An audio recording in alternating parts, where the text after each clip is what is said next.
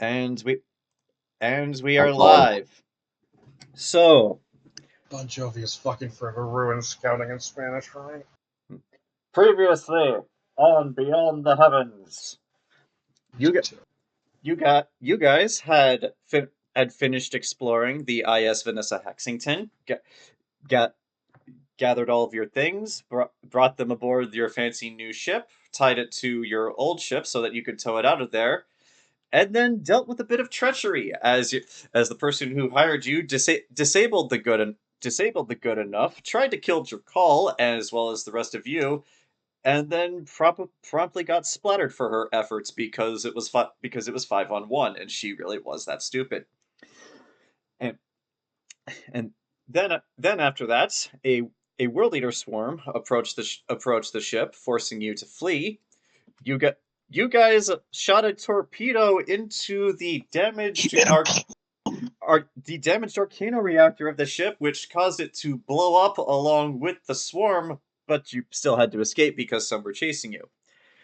After that, took a moment to breathe, talk for a little bit, settled in your new spaces, and that brings us to where we are in the present time, where you guys have jumped into Hoshimitsu space and are still trying to figure things out. So Roll20 should not be necessary for this session unless you guys want to look at the new maps that Zach very lovingly made with a lot of attention to detail. So if you want to appreciate those, I highly recommend getting on Roll20. Theater of the mind or nothing at all. Just kidding. All right. But yes, I slaved over the stove for hours, and you fuckers don't appreciate my meals? I'm kidding. But yes. But yeah, as we begin, Temme, I would like you to roll a perception check for me, just to see if you're aware of this when this happens. Here you are. Mm-hmm.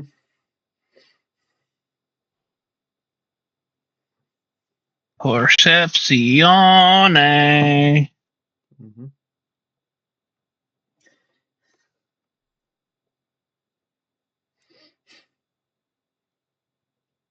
It's good. It's going to be really good, I think. Okay. Oh, wow. My perception sucks, actually. 19. Okay, that's still enough. So just for the sake of comedy, I would like you to describe in as much detail as you would like what exactly are you doing to Yenna's body? No. Well, that's easy then. Mm-hmm. So what I am doing in Dance Fun is I have found the flattest, hardest surface I could find. I have strapped her to the surface, and I have taken my personal surgery set out of my pocket, and I have slowly begun removing her wings from her back, keeping as much of the nerve endings intact as I can, and then preventing it from and then preserving it so that way it does not go bad while I wait for a host. Well, the good news with the equipment that is in the med bay is that you can totally do that with what you have. However, in the midst of doing that, you actually do notice out of the corner of your eye Ajisai, who is on one of the other beds because she had been knocked unconscious, begin to stir. She sits up from the bed, takes one look at you, and then is just like, nope, nope, nope, nope, nope, nope, and then she just walks out of the med bay, leaving you alone. And now that scene is out of the way, what are the rest of you doing? Mike, if I recall correctly, you're in the captain's quarters reviewing the logs from both the scientist who made the ship as well as the captain of the Vanessa Hexington. Yes. I actually thought of a bit more of what's in those logs. If you'd like me to go through that. All right.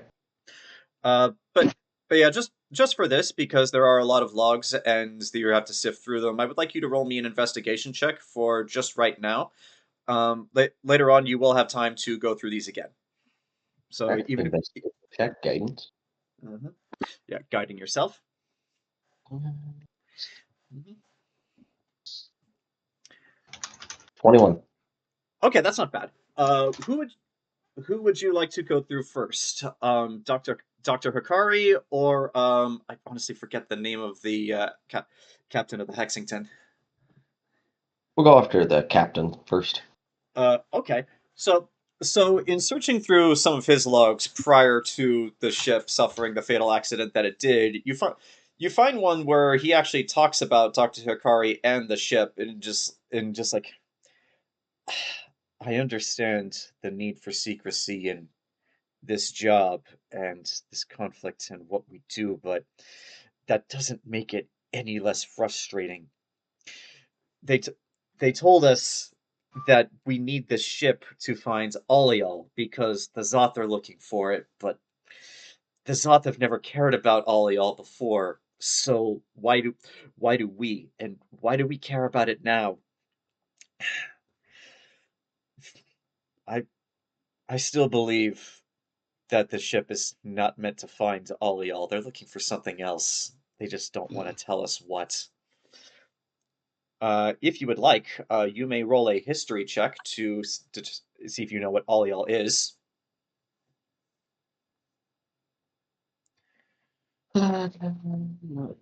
16. That's fine. Alial is a planet that only theoretically exists. It is supposedly the home planet of the precursors, the galaxy-spanning civilization that existed before all of you guys. I say it theoretically exists because it's never been discovered. Nobody knows where it is, but just for sheer logic, these precursors must have come from somewhere. They must have a home planet. How do you spell that? I'll type it out. All e all. And yes, this name came up. Jesus. And yes, this name came about because somebody yelled "Ollie Ollie Oxenfree" to me, and I was just like, that sounds just silly enough to be the name of a home planet. Yep. But All right. but But yeah, exactly what's on Alial though, just because of its mythical status, is a matter of debate. Some people think that it's just a bunch of ruins. Some people think that it's a planet of infinite treasure. Some believe that it holds weapons and technology and just things far beyond what we currently have. And some believe it holds the secrets to eternal life.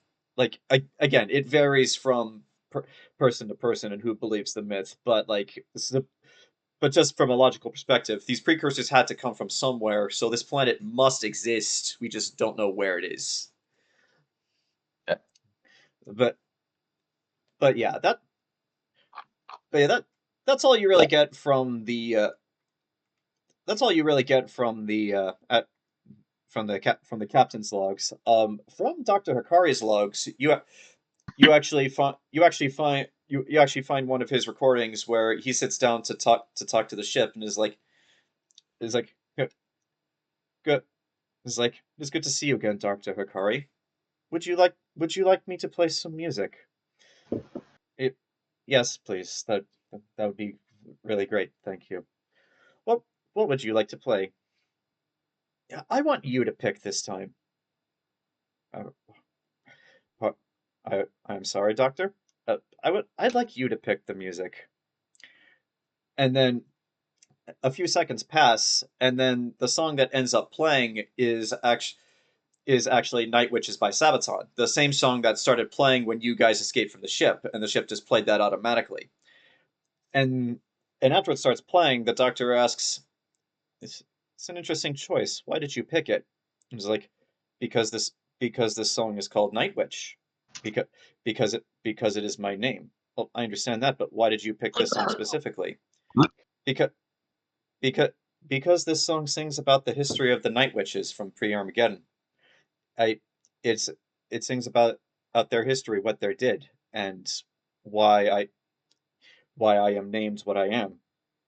So so you have an interest in your own history. Not not my own history. It's more of you're curious, aren't you? I would not call it curiosity, just more a desire to understand desire to understand why I was called a night witch. I call that curiosity. I am an artificial intelligence doctor. I do not I do not believe I am capable of being curious. It's like and the doctor actually is silent for a minute, contemplates this, and then says, "You should be curious. There, there are many unexplored places and things out in the galaxy, and one day you will see them all. You should at least be a little curious as to what is out there." "I will contemplate this. Thank you." And then from there, it devolves into a bunch of technobabble, what they're dealing with, the doctor's own frustrations, and dealing with the captain of the Hexington.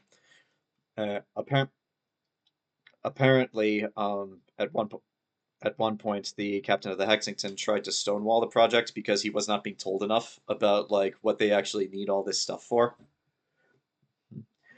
But yeah, that's what you get for right now. More details and more logs will follow. And but yeah, with the 21 that you rolled, is there any specific information you would like to glean from these logs that I could perhaps provide? Anything valuable? I wouldn't. Any Yeah, information that could lead to more value or anything useful? I wouldn't say the information in the logs provides any information on anything useful. However, since this was a blacklisted project and you have detailed logs talking about it, that the logs in and of themselves might be valuable to someone, or maybe as blackmail material. Just throwing that out there. But Alright. most of what the two of them talk about is just details of the project, their frustrations in dealing with the Terran government, their frustrations in dealing with each other, and of course just the whole need for secrecy that's surrounding this whole thing. At one during one of the captain's logs, he actually talks about like the need for why they have a singularity generator on the ship, and surprisingly, it's not actually the reason they think it was. It wasn't because they developed this thing and they wanted to use it. They put the singularity generator on the Vanessa Hexington as a distraction, just in case the Zoth ever found the Vanessa Hexington. They would think, oh, they were developing a singularity generator. Let's blow it up and make sure they never use it. And then that way they wouldn't bother to look at the other things they were developing on that ship. Mm-hmm. But yeah, like nothing. I would say nothing really of value in the logs, other than the logs themselves, as far as value. Alright, that's what I'm doing. Mm-hmm. Okay, yeah, that's what you're doing. Actuary and Dragula. I believe the two of you were examining different rooms on the ship, trying to figure out which one is yours. Correct? What? Temporarily. Uh-huh. Okay. Hmm. All right. Well, Well, at least for me. is there anything specific that you guys would like to do before we move on to the next relevant plot point? One sec. Nothing I could really think of. Okay. Okay. It's just like this is. Let me. Mm-hmm. I guess Mm-hmm. I'm just gonna. Well, I'm gonna take stock of. Mm-hmm. I mean, guess if anything, because Dragula had that one poster printed out, right? Yeah. Yes. However, there are no printers on the ship currently, so like that's not something you could get taken care of right now. However, once you go to a place that has a printer, you could totally do that. Okay, because if there was, then the drag would be scrapbooking right now, but I guess not. Uh-huh. So like, actually, just out of curiosity, since it seems like you're mostly just killing time, is Dragula listening to his music? Of course. While you're doing this, the ship actually talks. The ship actually talks to you, and it's a kind of annoying because I imagine you have earbuds, but you also have a comm in case of emergencies. The ship actually talks to you through your comm and speaks over the music, and just like, I apologize for interrupting, but I could not help but notice the particular song you were listening to. That is like that song is actually in my database. Would you like me to play it over the speakers? It is a much more extensive sound system. No, because that's rude. Very well then. And the ship's AI goes silent. All I right. don't know what Actuary's doing. Okay. What are you doing? I will. Mhm. I am going to. Yeah. Seeing as that we are now. We're waiting. I'm Mhm. going to go into the kitchen and just kind of take inventory of all of the. Mm-hmm. This kind of Actuary is taking inventory of what's built into this thing, Mm-hmm. just to kind of like get an idea. Okay. I'm actually going to say, since you're over there, for the sake of comedy, as you walk into the kitchen, you actually see Ajisai walk out of the med bay looking as fine as ever.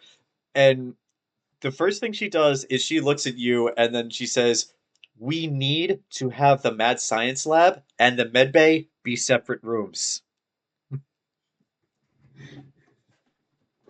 Actuary pauses and goes, "Let me guess, Ellie's doing her Ellie finest." I don't know Ellie well enough to know what her Ellie finest is, but yes, I think. All right. Actually, Actuary pauses and goes, "Knowing Ellie, Mhm. give me 5 minutes." Actuary just goes, "Give me 5 minutes." Thank you. Do you know where the captain is? Um, probably either in his own quarters or on the main deck. Be my best guess. Okay. Okay. It's like, okay, I'll go see if I can find him, and then I'll just leaves to get to the elevator. But we'll get to that in a second. So are you gonna take inventory of the kitchen first, or are you gonna talk to Ellie first? I'm going to take inventory of the kitchen first because Uh huh. Ellie is Actuary knows Ellie well enough that Uh-huh. whatever she's doing in there, Mm-hmm. freaky to some, but normal for me. Mm-hmm. But yeah, just looking into the kitchen and what's currently here, most of it is stuff that's like built into the wall and is part of the ship. So like it's not really stuff that was just thrown in here. But that being said, it does have a pretty extensive kitchen. Like you've served on a number of ships over the years, and most of the kitchens they have are just pretty basic, even in like some of the personal quarters that have them, rare though they are. But but yeah, but yeah, but yeah, this has, I would actually say it's comparable to your kitchen back home. And when I say back home, I don't just mean your apartment on Mars. I mean like your family home on the it's like on the farm where your parents are, because that was much bigger. Well, actually, if you care to let me indulge. I by all means, you built this map. You may say what's here. Uh-huh. All right. Just So anybody that's on, just as long as there's nothing in the cupboards. well, no, we'll get there. But okay, just Mm-hmm. I guess if everybody's on roll 20, Uh-huh. So far, it looks like only 3 of us are on roll 20. so I guess to elaborate, If you want to see the maps, you got to log on to roll 20. we know. But I guess because this is the best they could do, Uh-huh. I realized shit. This would actually be something different. So I guess Uh-huh. this is a. Well, actually, I could probably draw it, but whatever. Mm-hmm. If I had my actual software. Mm-hmm. 4 comp sink with dish machine underneath. Actually, 4 comp sink. This would be a dish machine. No, this is a prep table. 2 floor bolted prep tables. Mm-hmm. This, well, actually, yeah, they're on casters, but they can bolt. Mm-hmm. Double oven, basically like oven. There's a hood over this. This is a flat top with griddle over Mm-hmm. here. Fridge. There's a divider panel. Fridge, freezer, pantry. Mm-hmm. Basically, this is a commercial grade kitchen, Mm-hmm. and I'm imagining just as Actuary's just kind of opening things up, taking a look. Actuary pauses. He goes, He does the math in his head. I'm going to turn the sink on and see what it does because of this. Imagine the plumbing in this place probably hasn't been turned on in 5 decades. You are actually correct. As you go to turn on the sink, nothing happens at first, but then it does that thing where it's just like and then like after a few seconds the water starts flowing normally and looking at it, the water actually looks good enough to drink. Although you'd have to test that before you actually drink it if you're smart, or you could just drink it if you want to. Now, Actuary turns off the sink. Mm-hmm. Actually stops up the sink, and then basically, now I'm going to go talk to Ellie. Okay. It's like, hey, Ellie. Ellie, what does Actuary see as he walks into the medbay? What you see is, at this point, you see what looked like a person, rather headless, with their with their back cut open, their skin pinned out to the sides, the muscle structures, and then a pair of wings just hung up on the wall, as they are displayed, spread out, and Ellie just over at the sink, cleaning up. Yeah, there are actually actually we were just talking about Gundam 00. You remember the med base they were in where it was just like a tank of water? Those are there. You can put the wings in there to preserve them if you want to. That's what these are. We'll just put them on the wall for now, just for the sake of displaying them. Okay. For the moment. Yeah, that's what you see when you walk in. Actually, just kind of pauses and goes, I see you've made yourself at home. Yeah. You want wings? I'm good. As my mother used to say, if Kath were meant to fly, we'd be born with wings. Yeah, well, biology isn't always perfect. I can make it better. I'm perfectly happy with what the good lords gave me. The good lords didn't give you a gun. Yeah, actually technically they did. Actually, twist that back on its head. It should actually be the good ladies, because considering how many goddesses there are to the Kath mythology, he goes, yeah, well, the good lady. Yes, fair point. That being said, none of the good ladies exactly come equipped with firearms, so I had to make improvements there. But I wasn't born with a rifle grafted to my flesh. I mean, could be. I mean, not born, but he could be grafted. Anyways, is there food on this ship? I'm hungry. No. We got rations. Actually, no. Actually, the character goes, we got rations. We got shit ton rations in the cargo bay. Yeah, literally the only food that is on the ship right now are the MREs that you took from the other ship. Which, they're not great, but hey. No, I checked the kitchen, and speaking of things on the ship, you got any luck that happened to be any water testing strips in this? Because I don't think the water in this place has been turned on in 50 years. As you say that, the artificial intelligence for the ship speaks up, just like, if you would like, I may run a water purity diagnostic for you to see how it is. As you are correct, this ship has not been activated in 50 years. Run it, bot. There's a few seconds of silence, and it's just like the water purity is within nominal levels, and it is safe to drink if you are so inclined. I should also point out, just because I can't do his voice, when the ship's AI speaks, it speaks in the soothing voice of Sean Bean. Oh god, we're all gonna die. But Actuary goes, But Actuary goes, I mean, we could pillage some of the MREs we scavenged. I mean, it's not the best, but it'll do until we get some fresh food in here. But then again, he actually kind of might have to set up some storage. Pantry's nice, but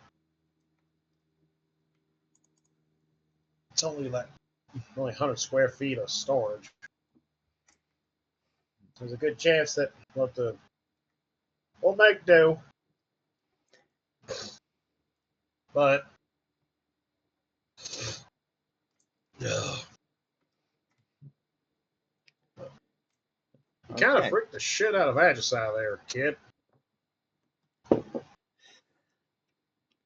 Oh, right. She was in here. And again, she's not used to you. Speaking of, do you have any sugar on you? I was only wearing my lab coat, and they didn't let me have sugar in my lab coat. X-ray goes, no, I don't. But hold on, I pull up my data tablet and I start going through the inventory of shit we pillaged. Well, there was actually sugar on the ship. Unfortunately, it was artificial sugar. So. Oh, that's right. Ellie threw a fit. I remember that. Actuary goes, only the artificial shit, unless you want me to. He goes, oh hey, look, there's a dessert MRE. It's actually chocolate flavored. Well, we got a chocolate MRE if you want that. I'm sure they use mostly real sugar. Well, I would like you to roll. What would this be to see if you recall whether or not they do? Intelligence. Yeah, I'm just gonna call this a straight intelligence check just to see if you know this. All right, let's see. Dice, please. Away. All right, that's. Intelligentsia. What is my intelligentsia? Intelligentsia is decent. I got a 22. Straight intelligence? Yeah, just straight intelligence. I can't think of an appropriate check for this. 14.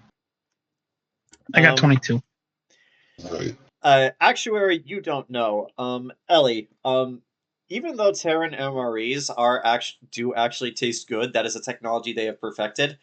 They are still meant to be produced and shipped out en masse for the let's just call it what it is, millions upon millions of soldiers throughout the galaxy fighting. So they are also still produced on the cheap, which means artificial ingredients and artificial flavors.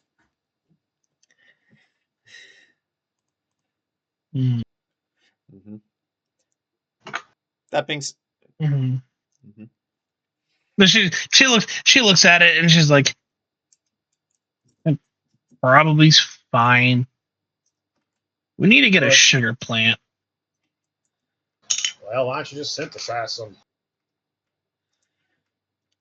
Slowly head turns to just like, natural sugar is better than artificial. We've had this talk so many times. The captain in his quarters just, I love aspartame. But Actuary goes, you're a chemist. Couldn't you synthesize something that's identical to the real thing?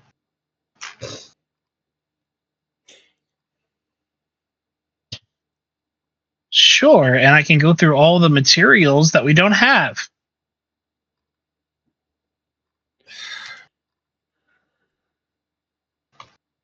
Right. Aren't we going to a planet anyways? I could just I will just buy a sugarcane. They grow quickly. And then I can modify the genetic makeup of it to produce more sugar when it's processed. Okay. There you go. He actually Actually, thinking back to chemistry class, and he's just like, "Oh, you really need to synthesize glucose."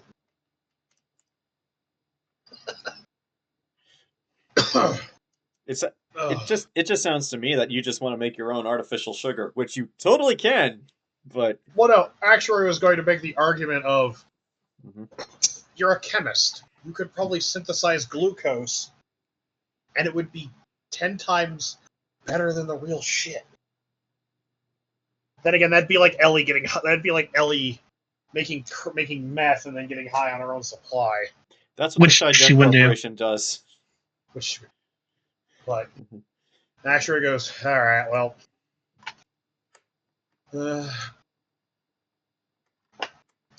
I guess I'll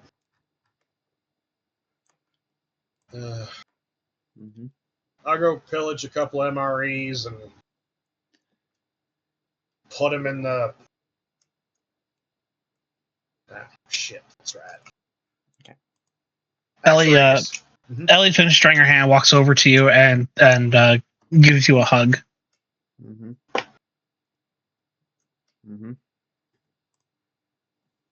Right. You know you're KIA. Yeah, I know. Actuary goes, yeah. And he actually returns the hug, but he does it like it's you only come to fucking what? Mid chest. Yeah.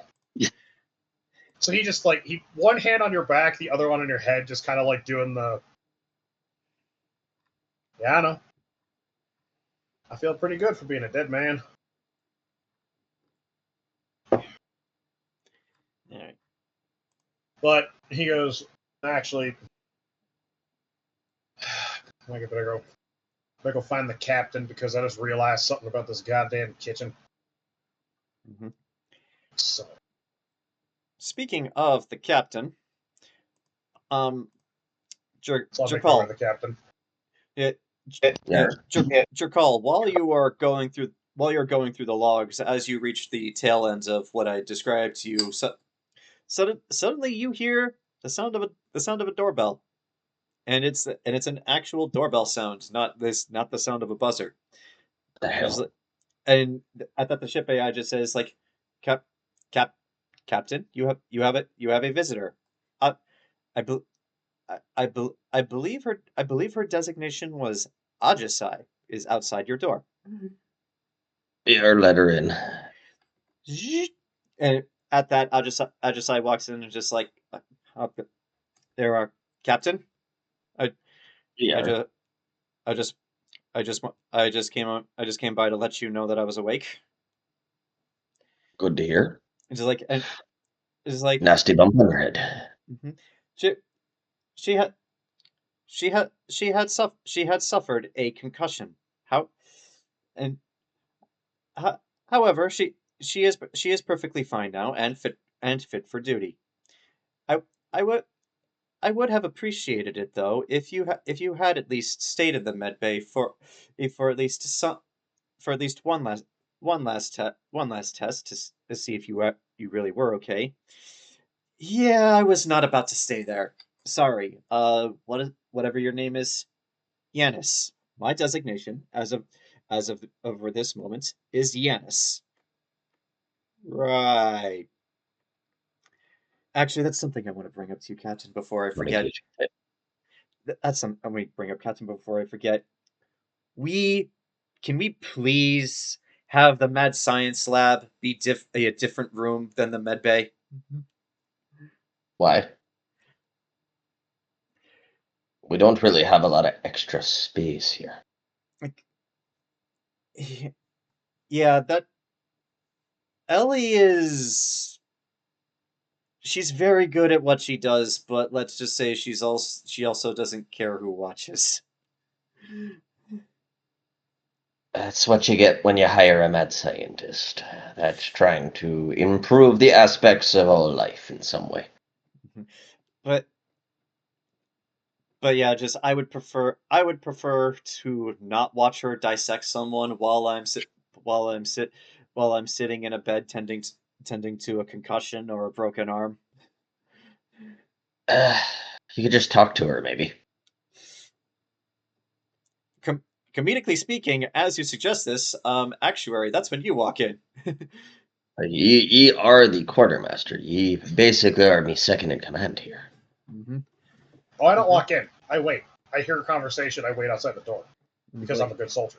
Okay. And he's like, Because he's military. mm-hmm. Yeah. It's like,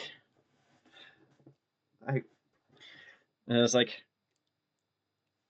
yeah, I'll bring that up to her. In the meantime, though, I am going to go explore this ship because this is actually my first time seeing it. All right, we'll do. And then, as Ajisai leaves, she runs into you, Actuary, and she just gives you a nod and moves on into the elevator. I stand at the doorway and wait and just look at the captain and go, "Permission to enter, Captain?" Granted, I suppose. Mm-hmm. Old habits die hard, sir. No problem. But Actuary goes, "Well, I took inventory of the kitchen.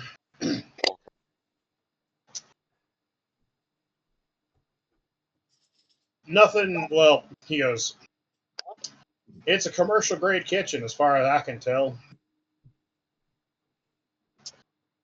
But All right. unfortunately, like most commercial kitchens," he goes, "there ain't nothing in there. No food, no cooking anything." And he goes, "That's not really a problem considering, like, most of that stuff we can just Purchase, right then. Yeah, but he actually goes, well, unfortunately, until we get like cooking oil and stuff, we can't use some of the items because that griddle needs to be, basically, actually starts going about the cooktop needs to be seasoned. The oven needs to kind of have a similar treatment. Mm-hmm. Basically, actually starts talking about like kitchen prep Mm-hmm. and like this like weirdly professional way. He starts talking about kitchen prep. Well, specifically at the point, it'd be more of an induction rather than a gas right there, so. Yeah. You can't control the heat completely at the point, but you'd be good in that point, in which case you buy specific stainless steel or other such. To go directly with the pipe pipe, cast iron, season, all sorts of stuff right there. Well, the problem is that You need to purchase cooking utensils out of character. Yeah. But he actually basically says, like, he goes, no, I'm not concerned about the flat top and the griddle. Those both need to be seasoned. I don't give a rat's ass about the burners. Those are just a burner's a burner. But unfortunately, they installed all the equipment, but I think before they could, like you're right, Captain. We got no pots, we got no pans, we got no plates, we got no cups. The ship's AI speaks back up again, and says, taking some inspiration from what you said earlier, Mr. Thorn. I have begun running diagnostics on all of the ship's systems. Starting with the kitchen. I can confirm that everything that is currently there is within operational capacity. However, Mr. Thorn is correct that it should be cleaned before use. Regardless, actually goes anyway. If we need your opinion, we'll ask your opinion. Correct. Understood. But Add that goes. But actually goes. Yeah, actually basically goes. Yeah, he goes. It's a deep. I mean, hell, everything in there is perfectly fine. I mean, there was nobody in here, so there's no dust anywhere. I mean, you kind of need bodies for there to be dust. Or at least in the case of my family, fur and dandruff.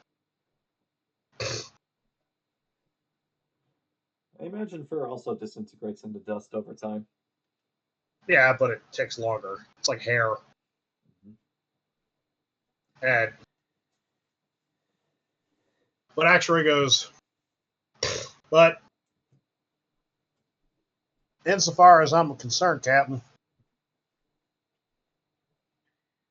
he Actuary just kind of goes, we can at least microwave a couple of the MREs. It's what you do to survive, right there. Yeah. He goes, well, most of those you just shake them. He goes, I know. Yeah. He goes, I don't know about you, but and Actuary does this. Like, he might picking up a box, cracking it, and then shaking it, and he goes, you do this enough times, and the mac and cheese tastes fine. You do what you can to survive. But you guys actually do have mac and cheese flavored MREs. Yeah, but Actuary goes, only thing I'll say is, Captain, we could probably hold on to a bunch of those MREs if need be, just as in case. That being said, if we could sell all the vegetable omelet ones, I would be perfectly fine with that. I'll have to see if anyone will buy them. We can find something stupid enough. Jerkaul, you would know this. There are absolutely people who would buy Tyran grade MREs, especially in pirate and corporate space, because, like I said, they're the only ones who have perfected the technology to make them taste good. Especially on the black market, people will pay through the nose for those.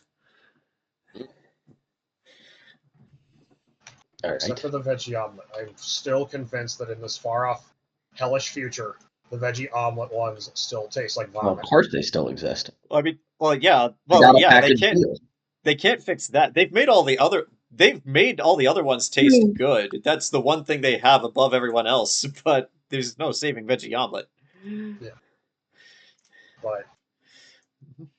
But Actuary goes, other than that, the water is a little stale. But then again, this place hasn't been. Nobody's turned on the water since 1989. I'll pull up the calendar. Let's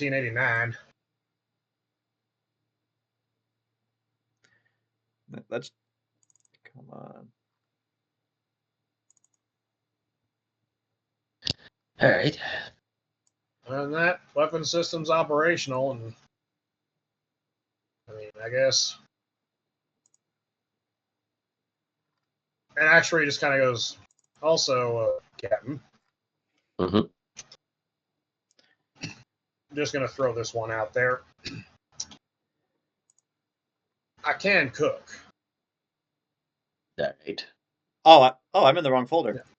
I had, to kind of, Actuary just kind of goes, just in case we need someone, I'm just pointing out there, Captain, I can cook. I mean, Well, I'd hope that most of you can already cook. It's a common, easy skill. Oh, yeah, no, actually... 1989, you were correct. Yeah. Actuary goes, no, what I'm saying is, I can cook.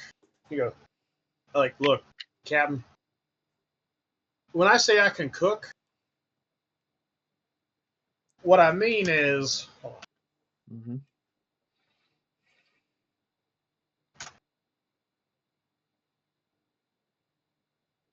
hold on, I'm looking up something very specific, because the only way to. Okay, here's what I mean, Captain. When I say I can cook, I know the difference between ratatouille and confit bialdi. All right. Jerkaul, because you are a Hadozee and have spent most of your life in space, I would like you to roll me a history check to see if you've heard of either of those dishes. Just for fun. Penance. Yeah, of course. Just All right. slap your hip real quick. 26. Oh yeah, you've been to Terran space before, and I'd say you've been in and around Earth at least once or twice. You've heard of those. I'll leave it up to you to say whether or not you've had them. Well, yeah, he's had them. He's been fancy. It points right there. Okay. But sure. what Actuary is saying Describes it in detail. Back to Actuary. Yeah, exactly.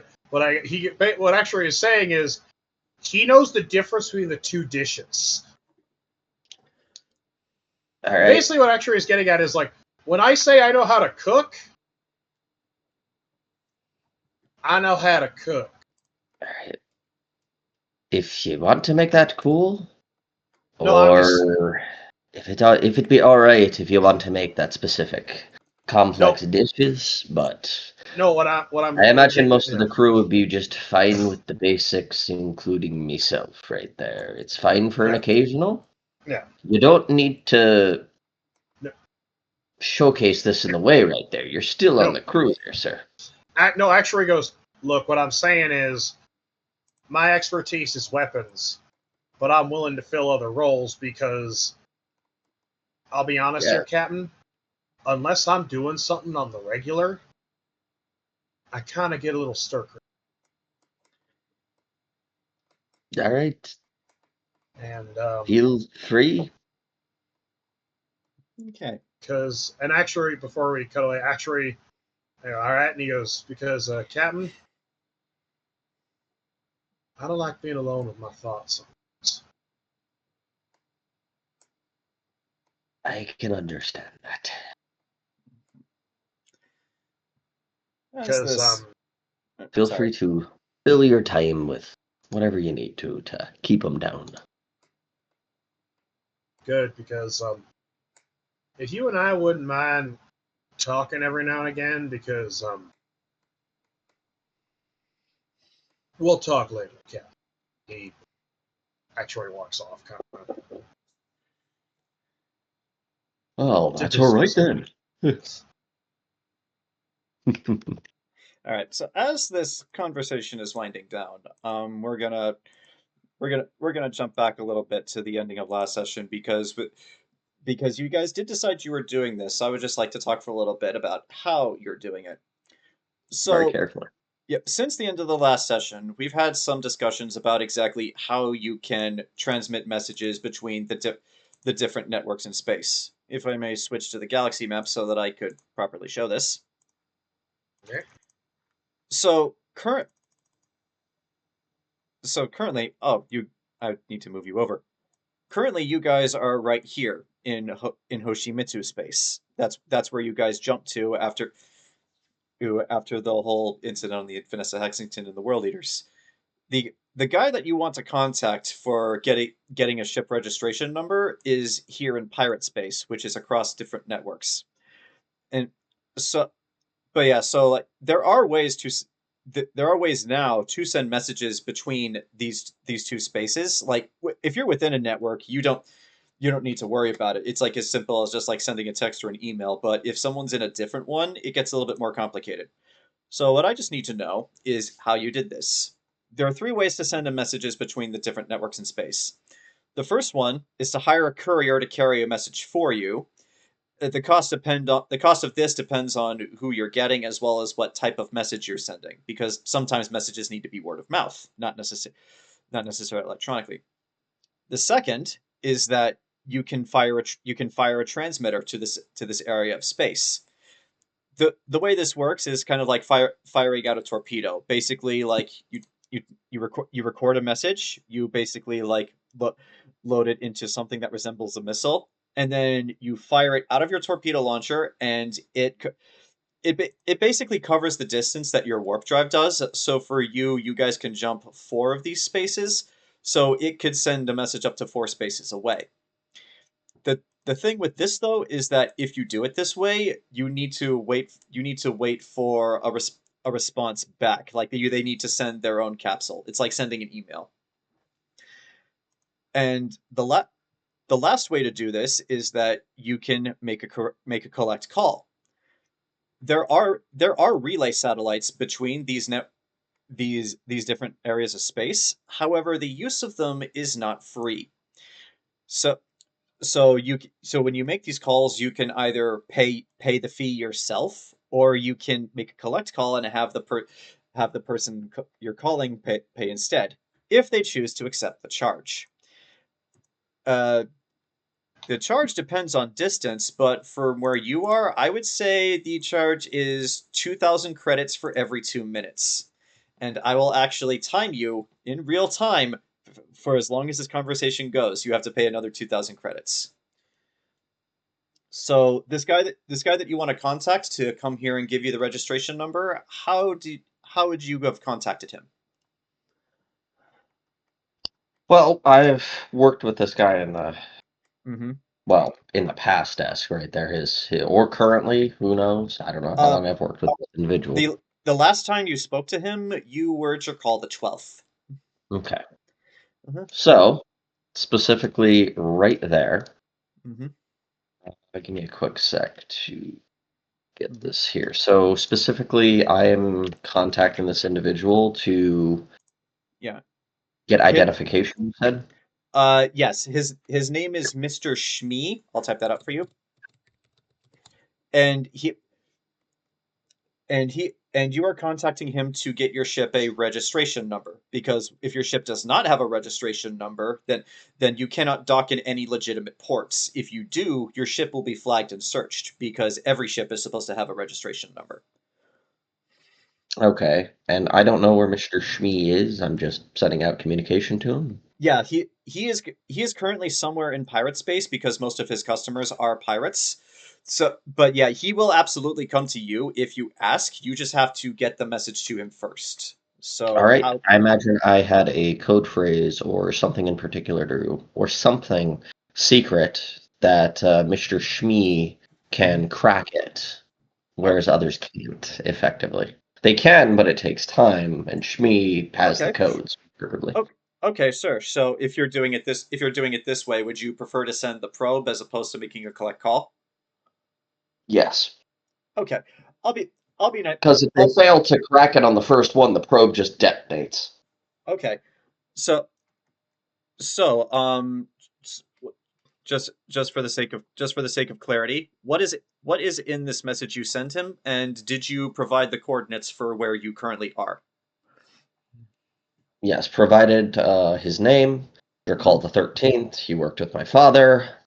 I need registration, specifically sped up for the time. My father, or this one worked for my father. Father passed away several years ago. Doing my own thing right there. I need registration.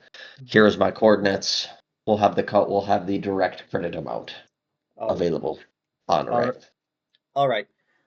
So, I will say you guys sent that probe at the end of the last session. It has been a couple of hours, and fast forwarding back to the tail end of the conversation between Jerkaul and Actuary, the ship AI pipes back up again, just like, Hey. Captain, I apologize for interrupting, but this seems like pertinent information. A ship has just warped into our area of space and has opened a hailing frequency. I do not recognize this ship. However, I will also point out that since the ship has not technically flown before, I do not recognize any ships. All right, that's fine. Right Shall there. Did this AI do it over intercom? Yeah, it's speaking over a loudspeaker. Okay. In the future, I want you to send all communication directly to my pad in text format. If it's anything directly for me or pertaining to the ship, directly send it to my pad. If it's directly to an individual member of the crew, send it directly to them. Right there. And in text format as well. Whatever they prefer. You can contact them directly to see if they prefer text or audio or video or such. Mr. Thorn, what is your preferred method of communication? Text. Understood. And he's like, but anyway, would you like me to respond, Captain?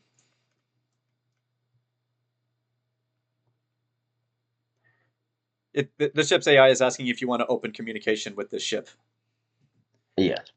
He's like, so you do, and from your personal pad, like you get this. What? Actually, no, it's not from your pad. It's coming from the ship. So you hear a very familiar voice. It's just like, "Aye, hello, who do I be having the pleasure of speaking with?" Should know from the probe right there. This feature call the 13th. Who do you actually rewind that to be like, what would be your name? It's like there's like it, it's like I it's like I be I be Mi- I be Mr. I be Mr. Schmee, and I have a warship full of gu- full of guns prepped and ready in case this is a trick. Who be you? This be Jerkaul the 13th. You worked with me father at the point there, before his sadly passing right there. It's like, if ye be Jerkaul the 13th, but then you would know the answer to this question. What was your father's preferred brand? Prefer brand of what? Pre- prefer, prefer, preferred brand of alcohol, of course.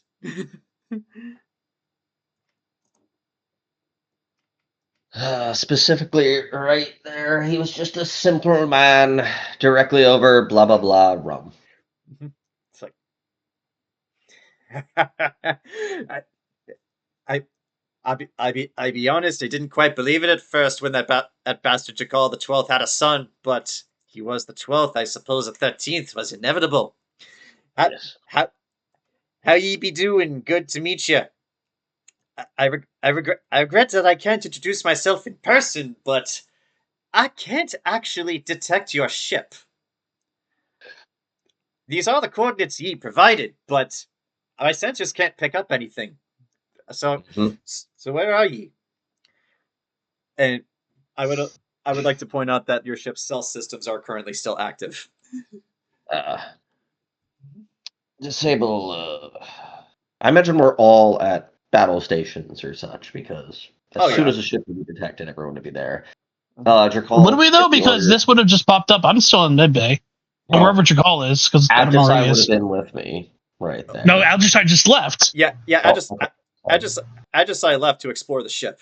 Remember, this happened okay. after your little conversation with Actuary. Yeah. Okay. Then yeah, to be like, all right, then give us a few minutes right there, as he's going to send out a Broadway communication to the crew to all reconvene back at the bridge. All right. Alrighty. Let it let us switch maps. And oh, there you all are.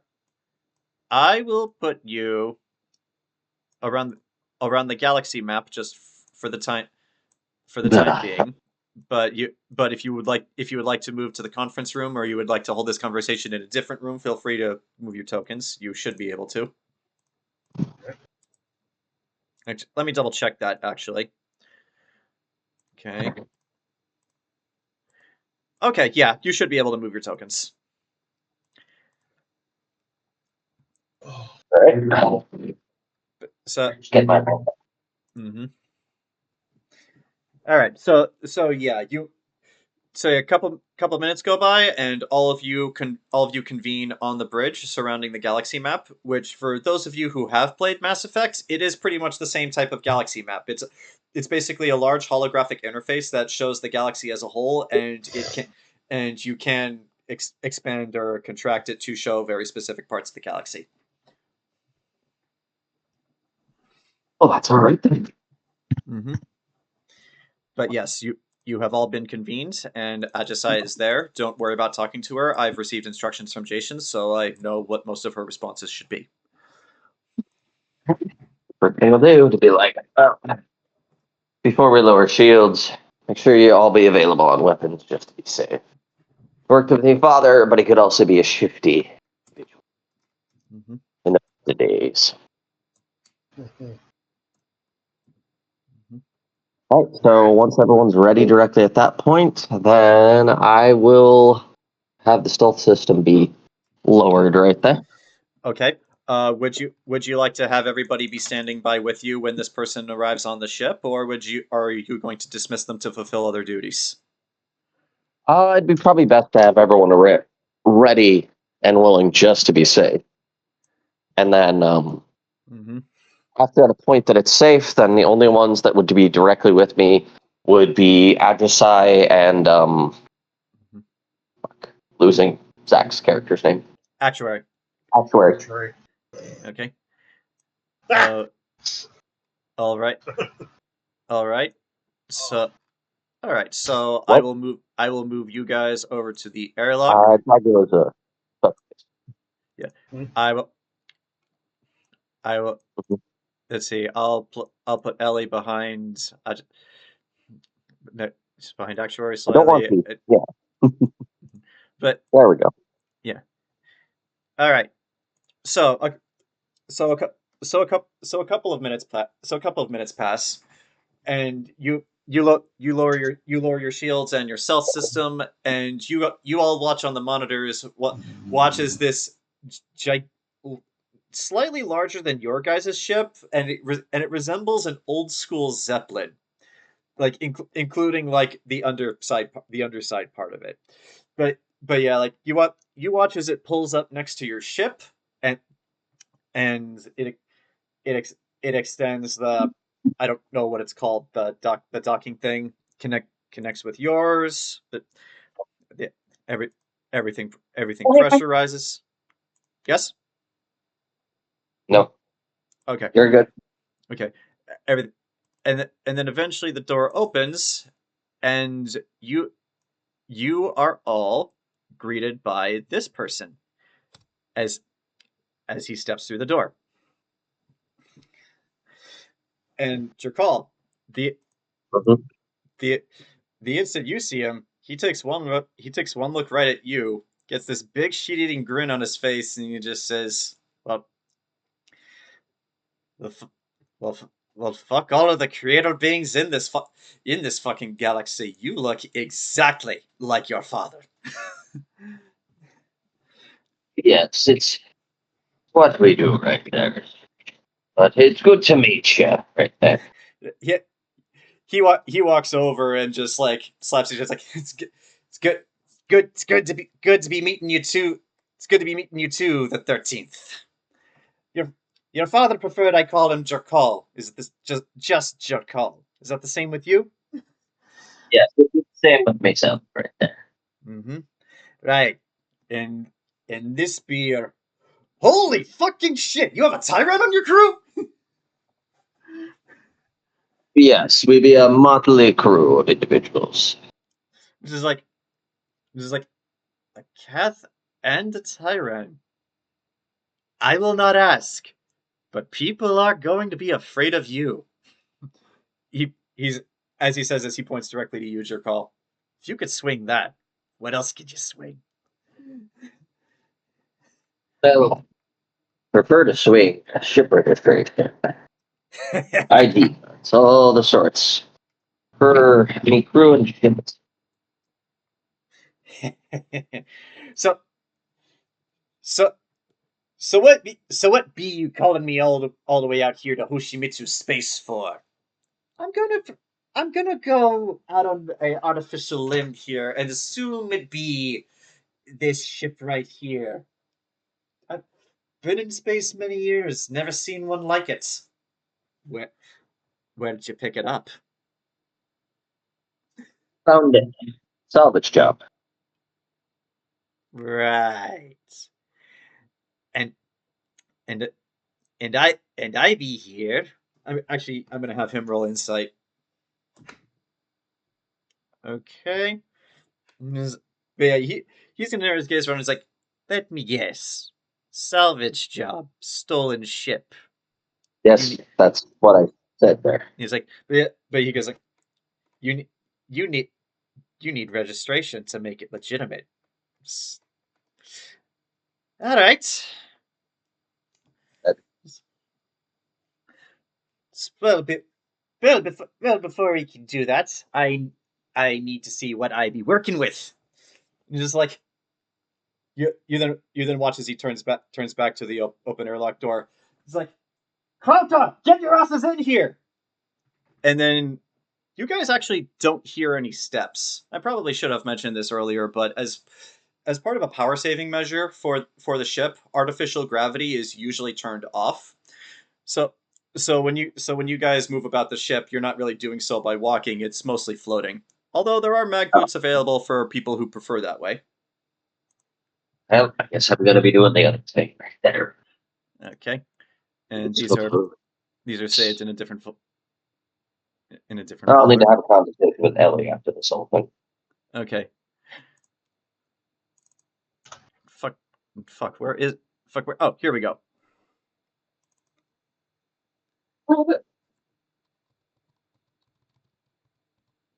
Okay. But yeah, from the airlock door, you hear a very young feminine voice respond, "It's Dances and Canada! Dances and Canada! How many times do I have to say that?" As you see this person walk in, familiar to one of you. And following this person, dwarfing most of you except how tall are you, Actuary? I'm 6'4". Okay. So yeah, following behind the dog, this person floats in, and as he Oh, wait, no. as he stops and stands up straight, he is like eye level with you, Actuary. I lied. 6'7". I was dwarfing everyone. One Dragula's 8 feet tall. Well, Yeah. Yeah, Dracula's the tallest here. What's going on? I was going to say dwarfing everyone except for Dragula, but you guys didn't let me get to that part. But oh wait, you're 6'7"? Yes. Okay. Then yeah, Actuary does have a couple of inches on this person, but yeah, Dragula's got a whole head. 6 foot. Yeah. But yeah, like this person is very tall, very lanky, and has almost no meat on his bones anywhere. The other person is a dog who, as soon as she looks up, she looks right at you, Actuary. Is like, "I remember you. I saw you on Sixth Heaven." Why is it still here? What you were? He's like, you were with that bitch Yana, which I'm not seeing her anywhere. Is she dead? Please tell me she's dead. Well, I can't speak for the others, but when we get to civilization, I'm on my way to collect her bounty. It's like, so that doesn't necessarily mean dead. That could mean captured. 50. Of course, Yeah, very it's much Carry. a different talkative crew. Who are you saying that to, Mike? 50 Dan or whatever his name was. Oh, to Schmee. It's like Sorry. yes, them. They be my new employees. Oh, sorry. It's been a while since I've spoken with your father. Last time I spoke with him, I mentioned I came into some money and I might be acquiring my own station. Well, I finally got that station, and I'm operating all to myself, outside of Sixth Heaven, outside of that bitch Silverhand's eyes, and outside of any jurisdiction whatsoever. These good. And these two be my new employees. Don't worry, they are very trustworthy. Very hopeful right there. Mm-hmm. One seems especially talkative. It's like her. Don't mind her. She's just like that. She is like, but yeah. You watch as the dog person, lacking any sort of ability to handshake, just bows her head a little bit and is like, dances with Stardust at your service. And the tall one there is Canada. Don't worry, he does talk. But he only talks when he wants to. And you watch as Canada, the tall albino one, just looks between all of you, and then looks directly at you, Jerkaul, and just says, "Pleasure to meet you, sir." Oh. It's like, all right then. It's like, Canada, I want you to go down to engineering. Tell me exactly what this ship is packing and what we're running with. Dances, I want you to check out the other ship they're towing. See, see what's happened to it and see if it's salvageable. It's like, but I wanted to see this ship. You'll get to see it later. Otherwise, do your job. Yes, sir. And then you watch as the dog person turns back around, goes back out from the airlock from whence he came, and then Kanada, the space elf, heads over to the elevator to check out engineering. Does anybody want to go with him? I will follow. Yeah, I'm gonna want people following other individuals on the ship. Yeah, I will follow the elf. Sure. Take him down. Okay, sure. And but yeah, we'll get to the two of you in a second. So Jerkaul, I don't have tokens for any of these characters because I didn't really see the point in making them just yet. But yeah, Jerkaul, you follow Schmee as he actually walks over to one of these terminals right here, and then kind of like in Cyberpunk, he pulls his sleeve back and then pulls a cord out from his wrist and actually plugs it into the ship. And then from there you watch as it actually kind of looks like there are lights flashing in front of his eyes, but like you watch as like all the information on the ship is just available to him. Is like, let's see here. Let's see. Tyran engineering, Corvette class. Just like, well, holy shit! Advanced Arcana reactor. Prototypes stealth systems. Jerkaul. Where did you say you stumbled upon this? Salvage, as I said, right there. It's like, don't go digging too deep. It's like, just here for the registration.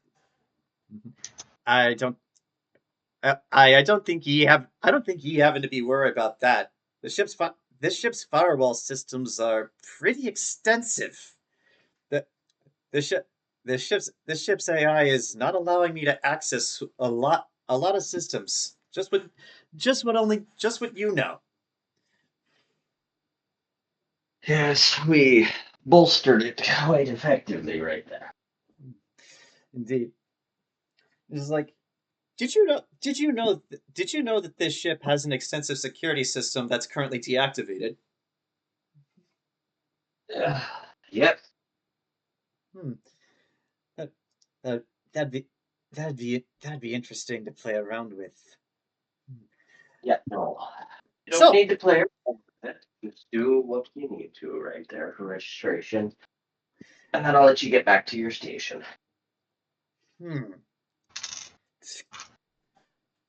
It's like, I be getting the vibe you want to talk registration first. So I will. Yeah. For a ship like this, I can be getting you to registration for 800,000 credits. I'm gonna roll insight on that. It's pretty successful here. But by all means. Okay.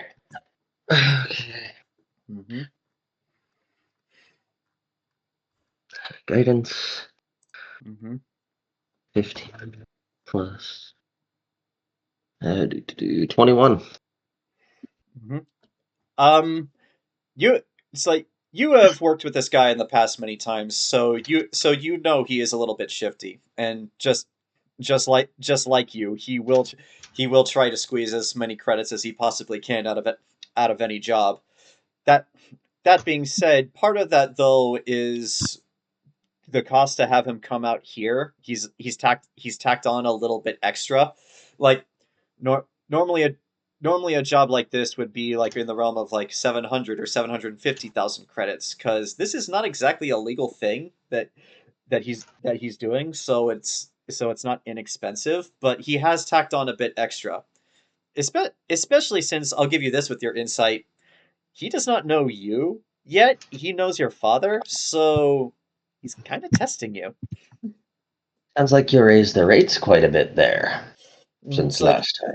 But it's like, it's like, there be the fee for calling my service way out here, outside my new station. Got and fuel is like fuel fees, ship maintenance fees, like all the all the fees, and let's not forget what ye be asking for here. Yes, I'd be asking for a registration, similar to what me father asked for many a time before on many a ship, so you can expect the same level of work, same level of income directly at that point. You don't want to scare away a potential client in that way Roll me a and have them persuasion go check. to any sort of competitor. Yeah. Roll me a persuasion check. Uh-huh. Persuade, Jesus. Mm-hmm. That's a bad? 29. Okay. So you watch as he looks at you, grins, and is like, I be honest, I wasn't sure at first. Appearances can be faked. But ye be your Yep. father's son, all right. Tell you what, just cause it be you and your father and I were very good friends in the past, I'm willing to offer you a one-time deal. I I'm I'd be willing to drop the price down to 100,000 credits. But that other ship you be towing, the one that's currently crippled, I want that ship. I want that ship. Ye be wanting the old ship. Yes, bit of a how do you say, a fixer upper. So something to occupy my time. Give me a sec to think about it right there. Would I be able to take out some of my personal belongings? It used to be my own ship. Of course, of course. I just want the ship. I don't be wanting any of your things. All right, I think we could swing that right there. Mm-hmm. It's like 150,000 credits he for said registration 100. on your ship. What? He said 100, not I know. 150. Okay. 100. That's basically the amount he said for the old ship. I'll just make sure beforehand Jerkaul just need to transfer everything he has from the old ship to the new Okay. ship. Of course. And it's like, and hmm, I I be imagine you'd be needing to outfit this ship with weapons, defenses, and just certain fittings. I'd be willing to get you a good deal on some of those. Hell, I even got quite a few weapons in my shop. If you were to come with me back, there, we could shop around, see what you want, what you can afford, and I could take care of that all for you. Did I purchase weaponry and other stuff in the past from this individual, or Oh, just oh yeah, registration? you did. He wears many hats. He's a mechanic. He's an arms dealer. He deals in various other illegal activities. He's also an information broker. But yes, you have had him work on your ships in the past. He does good work. I like ye hat. It's All right, like that sounds appropriate right it's there. like We'll it's like and as draft it. and as an added bonus. I imagine you have a bunch of other things you also took along with this ship that need to be turned into credits. I could help with that too. All right, get it all done in All one right, location. all right. I I work I'll work on the registration right now. Once that gets done, we'll take this over to my new station, the Bad Finger, and I'll show you what we got. All right, All right. So moving along from there, Actuary. moving right along. So you follow the lanky space elf onto the elevator and down to engineering. And just so the party can see, I'll show the engineering deck. I apologize, for some reason the background on this one is black as opposed to beige. I think it like depends on the colors of the actual map. Yep. Okay, but yeah, that's just how this one turned out.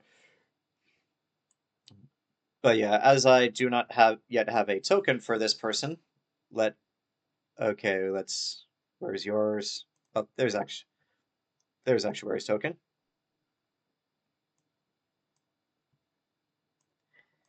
And we shall use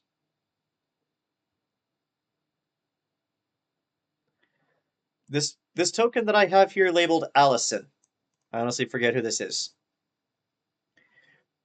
So so Actuary, this person takes you around into the main engineering deck. You can see the core of the ship from where you're standing, and Yeah. then he just starts walking around and poking a few buttons, and then says in a very deadpan voice and is like, if you want to talk, you can go right ahead. I'm I am paying attention. I will just be working. Just observing. I, I, I understand. I do not I do not I do not mind being observed. And for for pretty much the entire time for when this person is here, you watch as he just fiddles around with some of the consoles, like he sticks his own data stick into one of the consoles just to run a few things and roll perception. This is my perception. Mhm. Right. Mhm. 13. Okay. So you do notice all the tattoos that run along this person's arms, but you don't discern any distinguishing marks or details from them just from that. You one thing one thing that he does also do that seems kind of weird to you is you watch as he reaches behind his back, fiddles with something underneath his shirt that you can't see, and then kind of like with Mr. Schmee earlier, pulls out like this long cord and then actually plugs it into this one of the engineering consoles. And then from there, he just seemingly gets catatonic for a few seconds. And then just Roll, go ahead. roll an intelligence check on it. Go right ahead. That's a 1. Yeah, you have no idea what he's doing, or but you're assuming that it's part of his job. I'll wait for him to become uncatatonic, and then I'm going to ask him a question. Uh, it only takes a few seconds, and then while he actually remains plugged into the ship, he actually continues to go about his process. In fact, he actually walks all the way here into the where the Arcano reactor is while he's still plugged in. That cord in his back actually extends pretty far.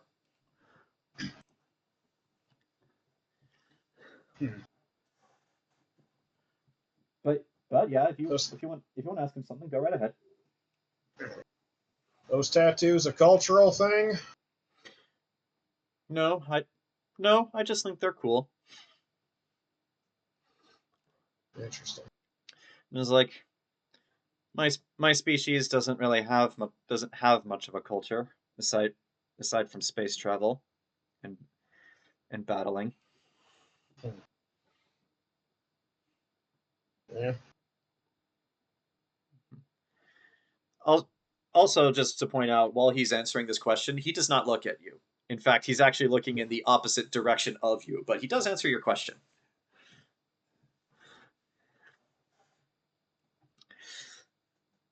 All right. So to Actuary expedite, just, go ahead. Actuary just kind of looks him up and down. Mhm.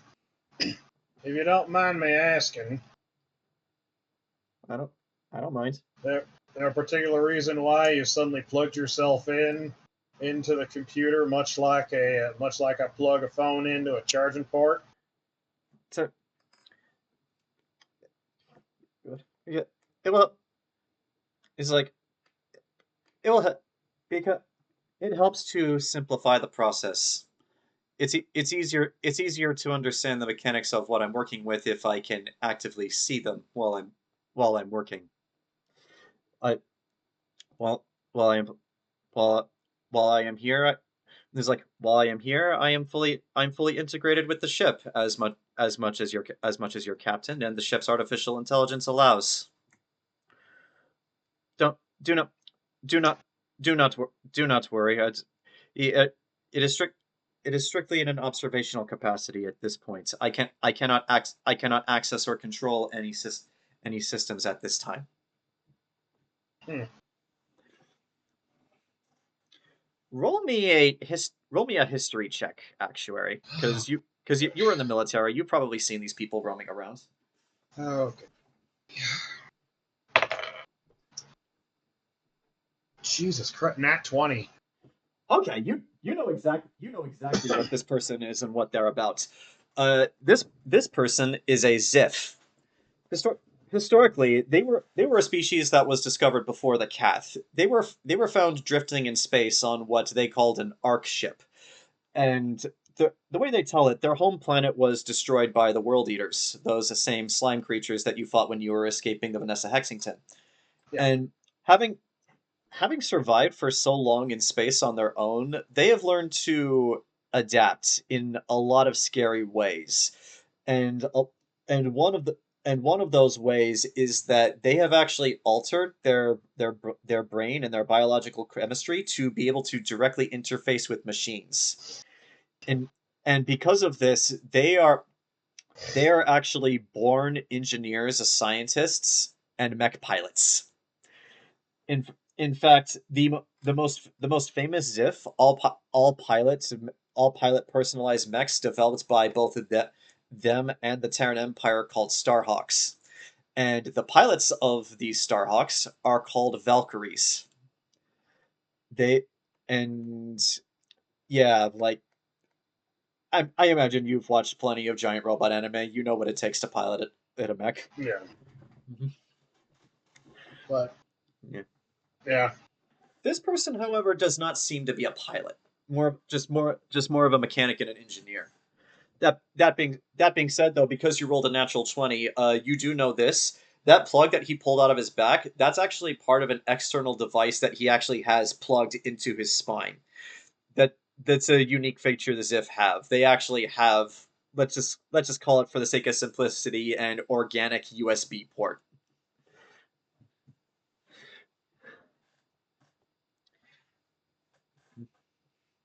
Like the thing that Mr. Schmee did earlier is a incredibly simplified version of this, but this is like next level.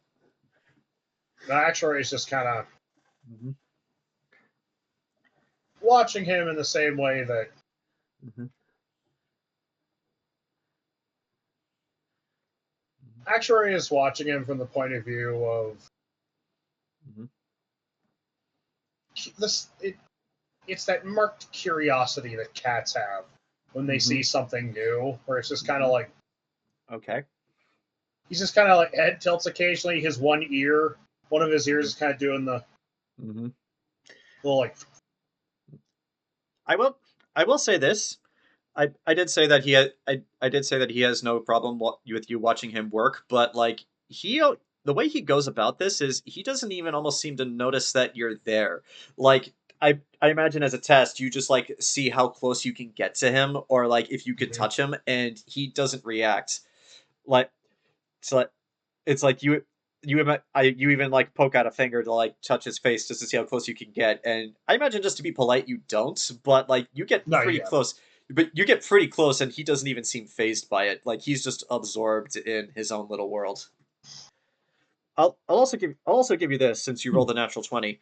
The Ziff have no gender. They reproduce via cloning. So with that in mind, this person is neither male nor female. So you keep calling him them, but more appropriate pronouns would probably be they and them. What up? Well, that's what. Yeah. I know that's why actuary has never called him a him. He's just yeah. Oh, okay. Never called them a him. And also, also the skinny jeans are a choice, and actuary is actuary's processing a lot of things right now. One of them being, One of the big. Actually, I will That notice was this awesome, because of the skinny jeans. You actually do notice this because of the nat 20. There is nothing there. Quite literally, there is nothing there. Yeah. Mhm. Well, it Just like doesn't matter. Tyran. Nothing at all. Yeah. Well, it's just like, it's just like, Actuary's brain is kind of doing the, but there is something I want to, there is, okay, hold on, let's see. The,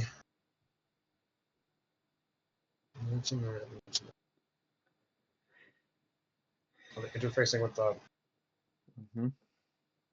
actually, I'll bring up something later, but we can cut to somebody else because I don't want to hog. So that's fair. So while Actuary is with Canada and while Jerkaul is with Mr. Schmee, I guess me and Ellie are left alone with the dog. Well, the dog went over to the Just Good Enough to examine that ship. So do you want to go over there with the dog? I mean, if we need to, keep an eye on everyone just in case. Do it. If you Yeah. Okay, so Dragula goes over with the dog, and that Ellie, what are you doing? I guess with the her shirt. So I mean, huh? It's like, but at that, you watch as her head just flips around. It's just like, you know Iron Maiden? Yeah. When I came into this area, I downloaded a bunch of public domain metal music. Actually, just to add a bit of humor to this, she turns around and says, "You know Iron Maiden." Then sees exactly when she sees exactly who she was talking, she's like, "Ah!" I'm sorry. It's just every other person of your kind that I've ever seen has either tried to kill me or has been very hostile towards me. But I'm sorry. I apologize. But just thank you for being nice.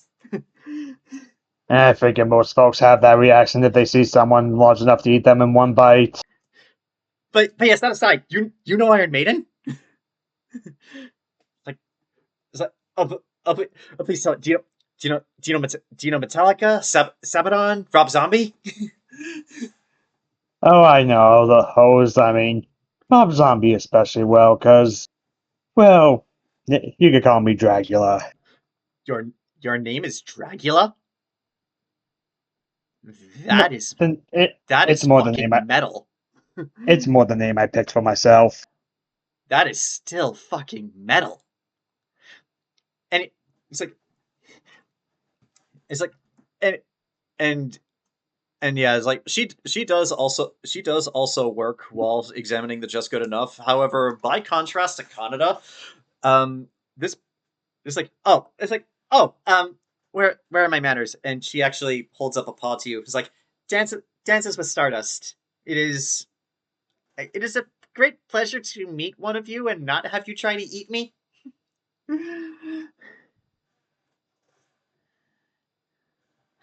Yeah, I'm trying to think of a way of showing that because Dances with Stardust is a bit of a mouthful. You can just call me Dances or Dancer if that's okay with you. I mean, as long as you don't call me Danta like Schmee does to try to shorten me and Kanada's name, I find it annoying.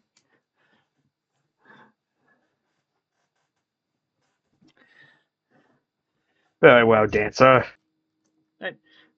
But yeah, as I was saying before I caught myself. By contrast to Canada, Dancer talks a lot. She is just a pure chatterbox, and most of what she talks about is heavy metal music. And actually, much like you, she actually starts playing it while she works.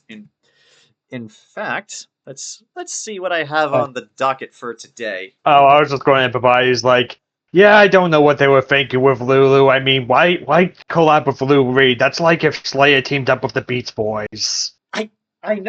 I know, right? Like Lou Reed isn't even in the same genre, and they had already screwed themselves over with Saint Anger. Do they really want to repeat that? I mean, yeah, Death Magnetic was okay, but that still doesn't excuse it. Actually, you know what? Just for this, let's see. She puts on. Come on. She puts on this while she examines the other ship. It's like. It's like. So, it's like. So. But yeah, but yeah, I'm gonna guess since you probably haven't been in this part of space very long, you haven't been to any live shows. Not that you can't go to live shows for any of these people; they're all long dead. But that's beside the point. You haven't been to a live show?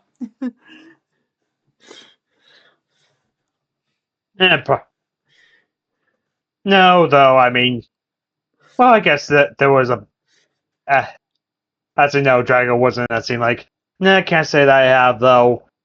I wouldn't be shocked if it's that hard to find because I mean, all these songs are well over 1,000 years old. I mean, anyone could play them with no issue. Oh, you would probably have a blast in the mosh pits. Like someone of your size and all that muscle. Nobody's getting past you. I don't think anyone will step in once I'm there. Believe me, some people will try. It's the live music. It just activates something in you, something primal, something vicious. It just makes you want to hit somebody, kiss them, or pin them to the ground. And I'm sorry, I'm going off topic here. I would say it sounds like you have experience, but at your size, I wouldn't.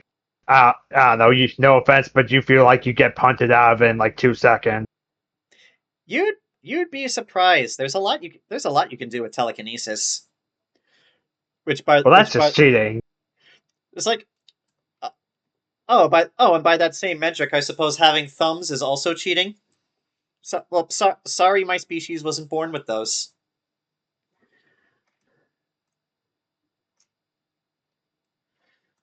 Eh. It's like, by the way, if you don't mind, can I ask you something? You and the Kath, isn't there like a blood feud between your two species? Big,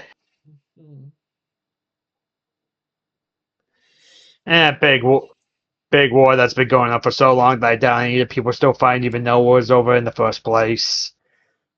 I think they do know, but just the fact that the two of you can serve on the same ship and be friends, that is a miracle in and of itself. It's things like this it's things like this that give me hope. Hope that this galaxy is still full of miracles. Maybe one day this war can be over, and you and that Kath person who's weirded out by me for some reason won't be the only ones who are friends. Man. But yeah, just skipping over the endless parade of nonsense that she just spews out as she works. Ellie, what are you doing? Well, seeing as Ellie has managed to avoid responsibilities of any kind in this whole endeavor, she's going to go dispose of the useless body. But Dragula needs that to turn in the bounty. I thought she needed the head.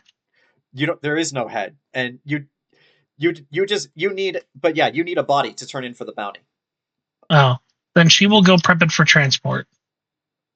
Okay, that's actually not difficult. There aren't that many things on this ship, but one of the things that is here is cold storage for things like this, just in case. So yeah, you can preserve the body and preserve the wings separately. Cool. She'll go back to the med bay and she will close up the skin and sew it back together. Okay, and Ajisai, while all this is going on, going off of a conversation like you and I had, she has actually gone to take inventory of the ship and figure out everything the ship needs, as well as things that the ship could use while this is going on, because all this is a process. Like, getting a registration isn't as simple as putting a few buttons. You actually have to like hack parts of the ship to make it work. But like, I'll say like an hour or so later, Kanada, Dancer, and Schmee all finish their respective tasks, and you guys all meet back up on the bridge of the ship. I'll just bring you back here, and it's like, but yeah, before Schmee does anything, he's like, okay, I'm just about done here. Before I do anything, Kanada, what did you find? What did you find out about the ship? Well, sir, this ship, to put it lightly, is a mystery. I would I would love I would love to meet the person who designed it. At that, Shmi looks over to you, Jerkaul. It's like, mhm. but it's like, but the ship is a marvel of design. Its arcano reactor is twice as big as it needs to be for a ship this size, but it allows for power output on a scale surpassing fighters of this same class. Ships of the same class. It has three times, at least as far as I can tell, the speed of an average Corvette class cruiser. Its prototype design makes it incredibly sleek, and the algorithms for its prototype stealth system, I cannot figure them out. I've I've I've worked on a lot of ships with a lot of different capabilities, stealth included, and I can't I don't know what's in this one or how it works. Give given a chance, sir, I would love to stay and solve this mystery.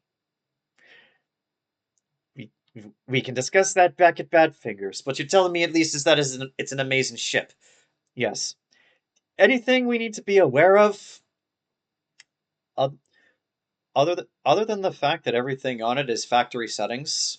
Not not not not really. The ship the ship's artificial intelligence, through my conversations with it, seems pretty keen on its new crew, and it seems to like its new captain, though it would not tell me why. It's like, all right, Densis, what'd you figure out about the other ship? Well, the ship is in working order. It's the only thing that's wrong with it is that its engines are crippled. Like, C40 explosive right in the sweet spot in the engines.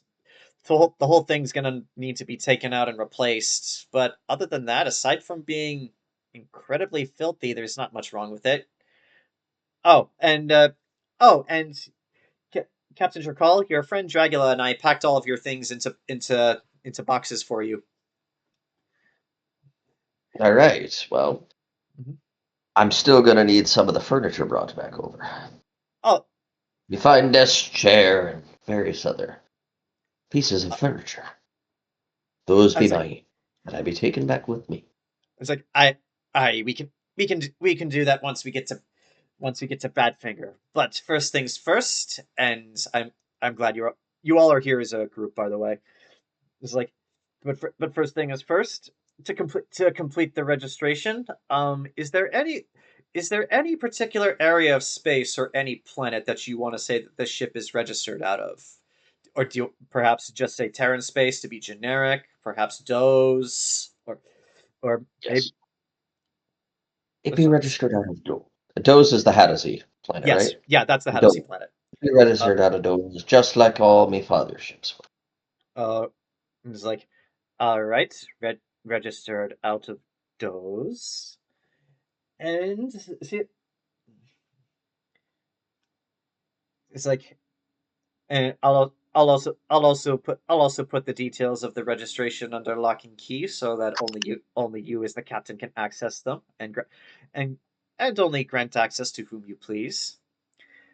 And and last last thing we need to complete the ship's registration is a name. Night Night Witch is cool and all, but it'd be your ship. It'd be whatever you want to call it. So what you want to call it?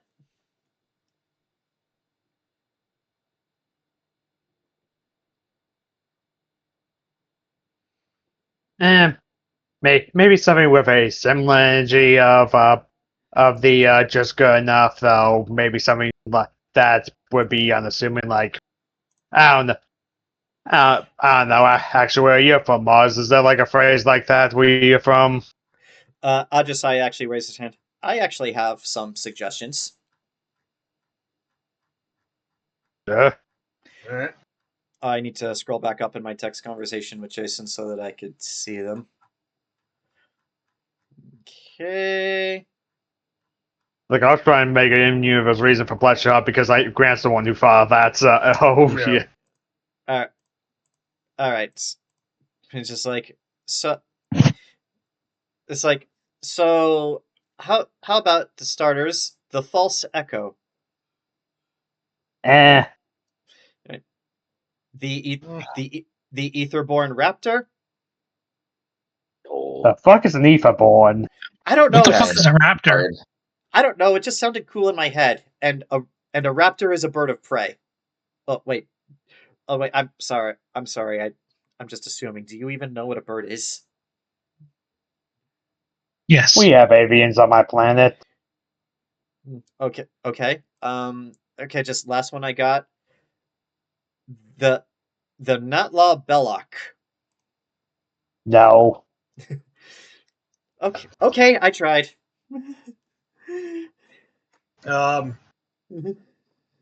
Actuary kind of pauses. I'm open to take suggestions. I have an idea myself, right there.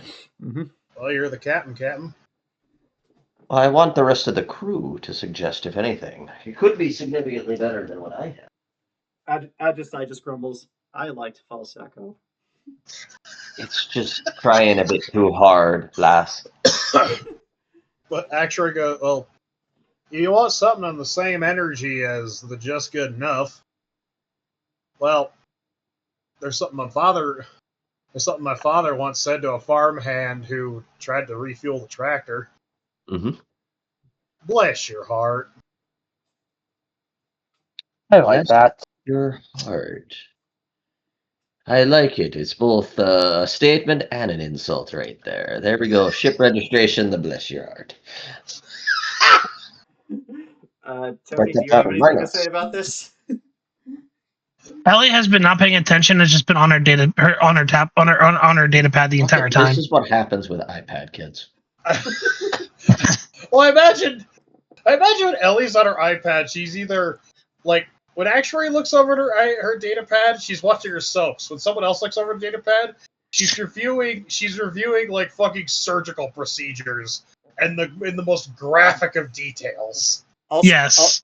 Also, just Sakar culture, like growing up in school, especially, you were practically glued to either a computer screen or a data pad, like 90% of the time. So just looking at that is just normal for you.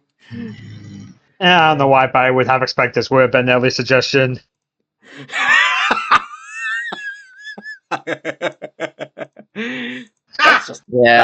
That's just a mouthful. That's the joke. Mm-hmm. Imagine if you called it that. Imagine being the person who makes contact with your ship. Is like, is this the SS more powerful than Superman, Batman? Like, I'm not saying this entire thing. Open fire. We will not respond unless you do. Well, it's like the We go out. Wait, is your ship name just a recipe for cornbread? Yes. That'd be funny. It's like, Home hold brain. on. Hold, here we go. I got a name for the ship.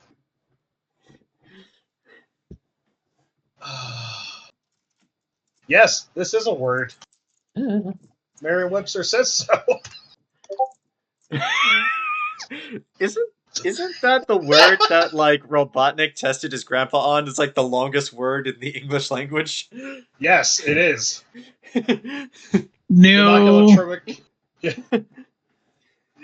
Electromechanical Hold on, I'll Volcanic- find the crip. Damn, I can't believe anti-disestablishmentarianism got the throne. Mm-hmm. Legally, it's more disgusting person. So appropriate with who's there. Also, fun fact: a pneumoconiosis caused by inhalation of very fine silicate or quartz dust.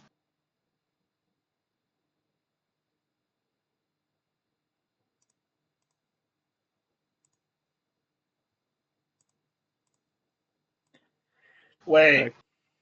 Okay. In standard English, hold on. In standard English dictionaries, the longest word is 45 letters. However, the longest string of letters used to describe something isn't technically a word. It's a chemical name for a protein. Begins with methyl and continues for a quite long time after that. Its name is 189,819 letters. And fills more than 50 pages and takes 3 hours. What is this chemical compound? Oh my god. What's the shorthand for it? It doesn't have a shorthand. Yes, it does. It has to. No, it doesn't. Does. Then it's never being used ever by anyone. Yeah. But yeah, thanks to Jim Carrey, we know exactly how this word is pronounced.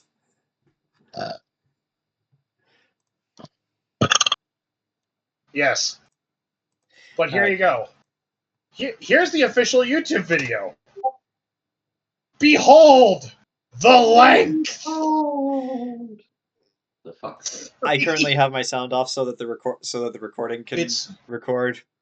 It's 3.5 hours. Why? Why name something like this? I don't fucking know.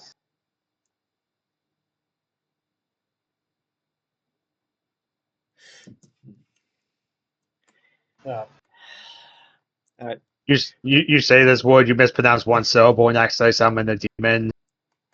Yeah. Well, there's a lake in Massachusetts that's Chargog. It's 45 letters long, and it's literally Chargog, Agog, Manchua, Gagalagog, Chuba. What the? It's like on the border between Connecticut and Massachusetts. Wonder if one of my neighbors are moving. Oh, cool. There's a big ass moving truck. Some Mango Moving Services. Cool. Mango Madness Moving. It's like right across the street. Oh, it's not the neighbor next to me. That's good. I like him. He's fun. He's nice. All right. But yeah, just to clarify, did you suggest any of these long ass words in character? No, Okay, I'm making it funny. No, Okay, Actuary's good. legit suggestion is bless your heart. I was like, all right. So, since it seems to be mostly unanimous decision there, the bless your heart registered out of Doze. Okay. Oh. And best part about this? Mhm. Quick to the buy. The buy. What home? Or beh. Quick to the bay. Quick to the beh. All right. The bless your heart. Yeah. All right then. Your ship, for all intents and purposes, is officially 100% legal. There we go. So Mazel. Mazel tov. So open fire. the ship never mind. I'm joking. Is that so? Are you? Maybe. So now that that's out of the way, how about we be heading on over to me shop, and I can more appropriately outfit this ship with weapons befitting of a Jerkaul. Sure. Yeah, all right, Okay. let's be doing it. All right. So he be- before we go, Captain Jerkaul, may I be having a word with you for a moment? All right. This is like so he pulls you off to the side, just not in a different room, just away from the rest of the party, and just like Mm-hmm. Cap, just like Cap, if you don't mind me asking, Captain, your current crew, so what sort of capabilities do they have? They have a vast range of capabilities, all that are working pretty well for the ship here. Any any of them with mechanical expertise? Perhaps right there. What are you looking to sell? Hmm. Not so much sell. I was just making a suggestion. Canada, my employee, the Ziff.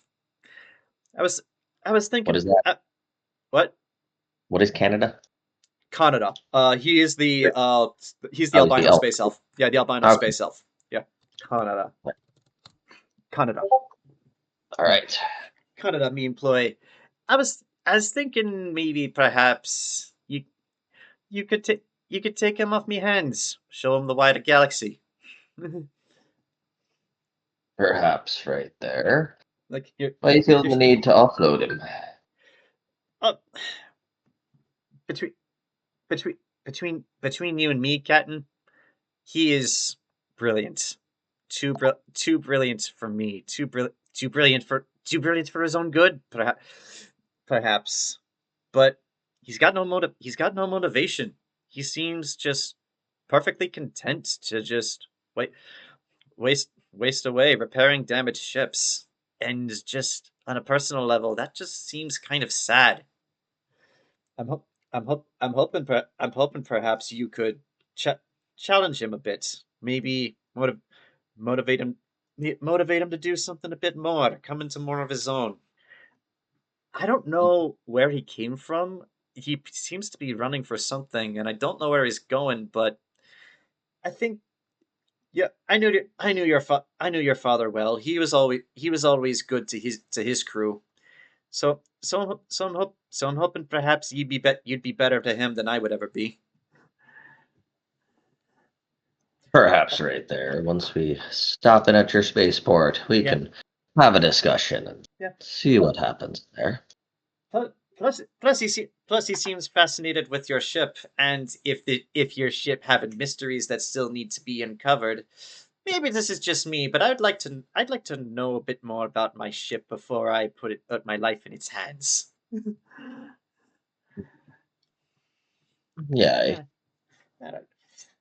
All right. Well, yeah. Let's be getting to Badfinger. I'll bring it up to him later, and then you could bring it up with your crew. See how they take it. Yes. In the meantime, let's go. All right. So he gets back onto his ship. Everybody else takes their positions. He provides you the coordinates to get ready for a jump. Mm-hmm. And the coordinates he's sending you to are in an are in pirate space. However, they are well without outside of the reach of Six Heaven. So Silverhand has nothing out here. In fact, That's good. I'd say it's just on the edge of pirate space between between Six Heaven here and Hyperion space. So Hyperion space is just a single jump over. But taking you there, the Badfinger, as it were, is isn't kind of similar to Six Heaven. Well, is an asteroid that was retrofitted into a station. However, it's much smaller than six than Six Heaven, and there's only a single dock that you can fly into. However, it is big enough for multiple ships. And as you step off the ship, I need to. Oh, excuse me. I forgot. I forgot to write down the name of this.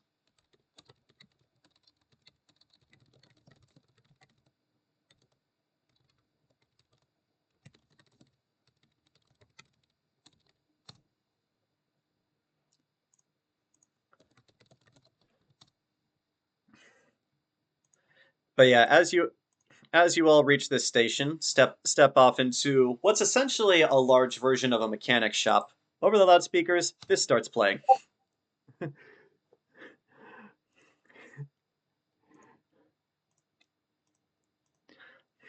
All right. Mhm. Okay, so at this point, it seems pertinent to take a quick break, and then Yep. when we get back, we are going to get into the customization and shopping section of this session. All right. All right. Good. That'll give me a chance to make lunch here. Be right back there. Oh.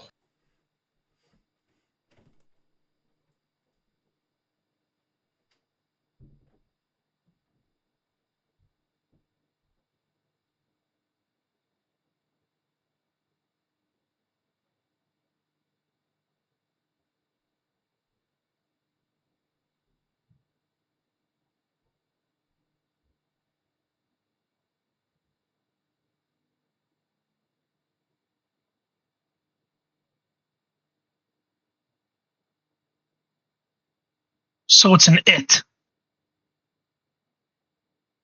What? The thing. Oh, the Zith? Yeah. It's an it. Oh, Actuary's curious.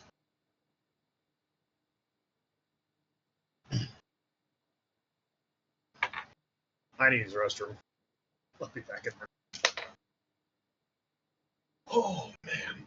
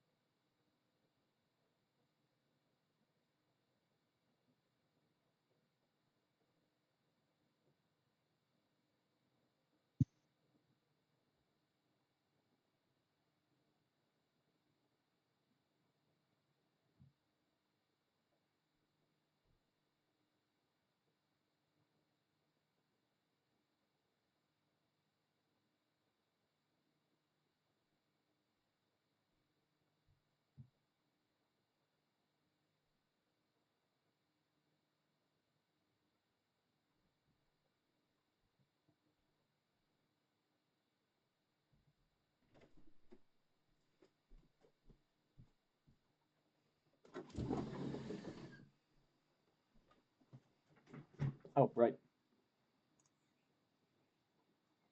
We are resuming. All right, so the ship flies into the Badfinger station, gets parked. You all disembark to and behold Mr. Schmee's eclectic musical choices, which dis, despite his appearance and demeanor, the music he seems to be into is really mellow, like Badfinger, the Beatles, Rolling Stones. There's a bit of CCR in there too, and some recent stuff, but none of it is too heavy. The the heavy stuff comes from Dancer.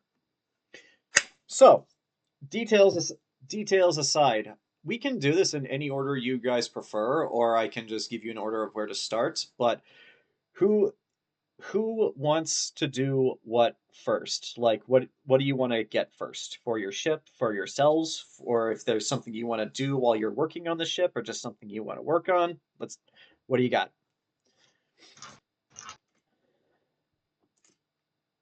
Anything y'all want to do first? Mm-hmm.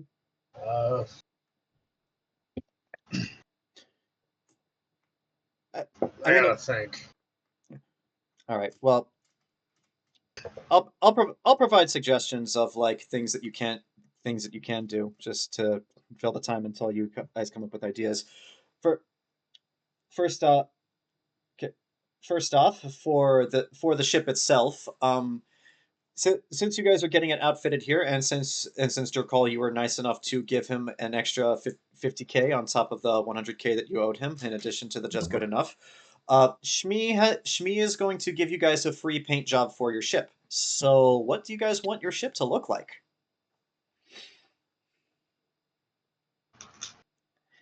Currently, right now, it's all just gray and bland, so you can outfit it however you want.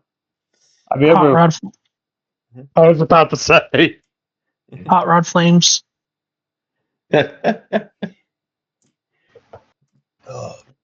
Okay, where do you want the hot rod flames? On the engines, on the sides of the ship? The nose. Okay, hot rod flames on the nose. I'm gonna pull up the ship's stats so that I could actually start writing this down. You know exactly what I mean when I say hot rod flames. Yeah.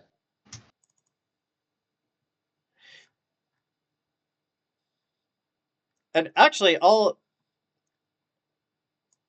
give you guys this as well, because this is part of your ship. These are all of its stats as well as everything that it is currently outfitted with. Ooh. And I have the rule book open for Stars Without Numbers, which includes the prices for all these parts of the ship.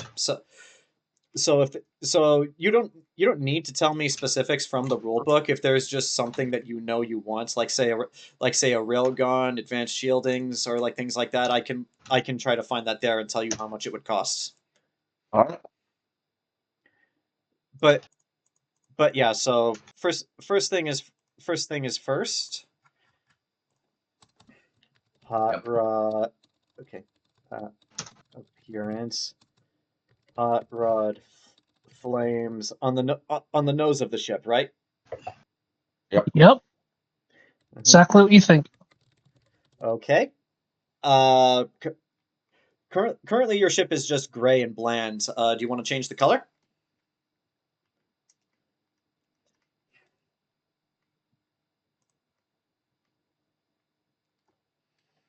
Yes. Black. Okay. So, Huh? A nice shiny black. Okay, so shiny black, hot rod flames on the nose. More charcoal than black. We don't want this thing to disappear when we look at it. Oh no! We want it. We want all we want people to see is just hot rod flames shooting by.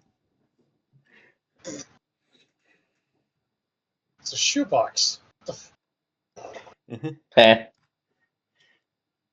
So, all right. So, charcoal black or shiny black,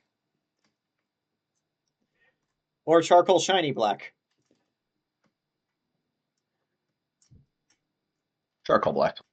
Yeah, Okay. I'd go with charcoal. Yeah, if it's a matte black, it won't reflect. Okay. You know, somebody shines a light at it. If it reflects, then you're, oh shit, we're seeing. But if it's like a matte, it just absorbs it, so it's just a flat surface. Yeah. Okay. So. Okay. So, any other fittings or designs you want as far as the paint job? Do you perhaps want the name emblazoned on the side of the ship in brilliant cursive, or perhaps wingdings or Arial? I have an idea. If people indulge me for a sec. Mm-hmm. Like the ship insignia or the ship logo. I mean, it could be whatever you guys want. I have an idea. I have a horrible, wretched idea. Mm-hmm.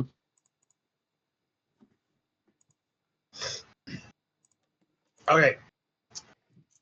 Imagine a heart, right? Inside the heart is a fucking old school pinup, like space retro 60s pinup girl with a laser gun, and then across her it says "Bless your heart." Hold on, I got a picture. I think I Okay, know I what put you're up going for. above what species? Human. Okay.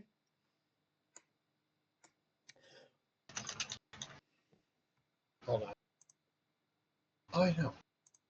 Bomber girl. That's Yeah. yeah. Bomber girl. Hold on. I have an idea. Okay.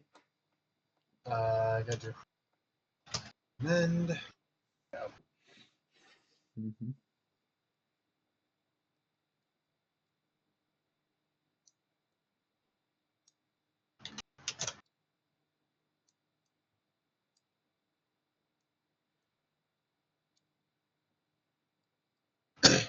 Yeah, like she's got the helmet and everything, and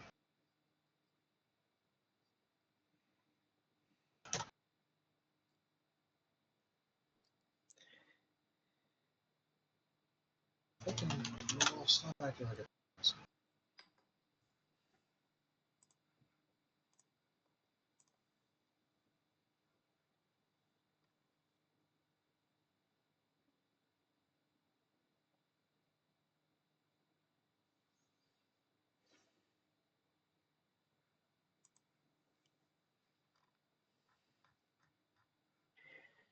So I just click back over to Facebook to see my conversations with Jayson to see what he wants, and the first thing that pops up is just a guy pulling a sea urchin out of the sea and just cracking it open and eating it. That does not seem healthy, like, at all. A little strange. Mm-hmm. Little Like weird. what he wants that on the ship, because Dragula's going to vote against that. No. Like that's just something I clicked back over when I went to Facebook to check my conversations with Jayson. You'd still need to somehow get sea urchins in space, which good luck with that. Mm-hmm. I'll find it. Like I can't find it, but yeah, it's basically just like it's the stereotypical, Okay. But Right. I mean, you said find sea urchins, but I don't know. I thought it meant paying a ship, but the way you said Mirson, I was like, oh yeah, that's Jim. We pay him to eat sea urchins. Does he do anything else? No. Well, It's all he knows. hey, he's Also, really good at eating sea urchins. also Zach, Hi, could you describe what that logo looks like again, just for my notes? it's like, aye, that be Dancing Pete. He dances for nickels. A quarter. He'll be dancing all week. Uh-huh. My thought was, and I'll run just to run this by everybody. Mhm. It's a heart, but it's like got like a retro sci-fi looking like girl, like pinup girl, helmet, skimpy outfit, laser gun, like riding a rocket, and this is like bless your heart, or it's just her, Just no her. heart insignia. Yeah, so it's basically like a retro. Hold on, let me see if I can make the machine. You machine, yes, do the thing. Okay.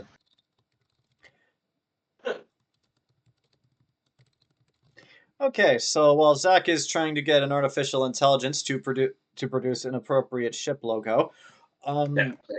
do we? Where on the ship do you want this logo to be placed? The side. Yeah, on the side, probably by the airlock. Okay, just needed to know.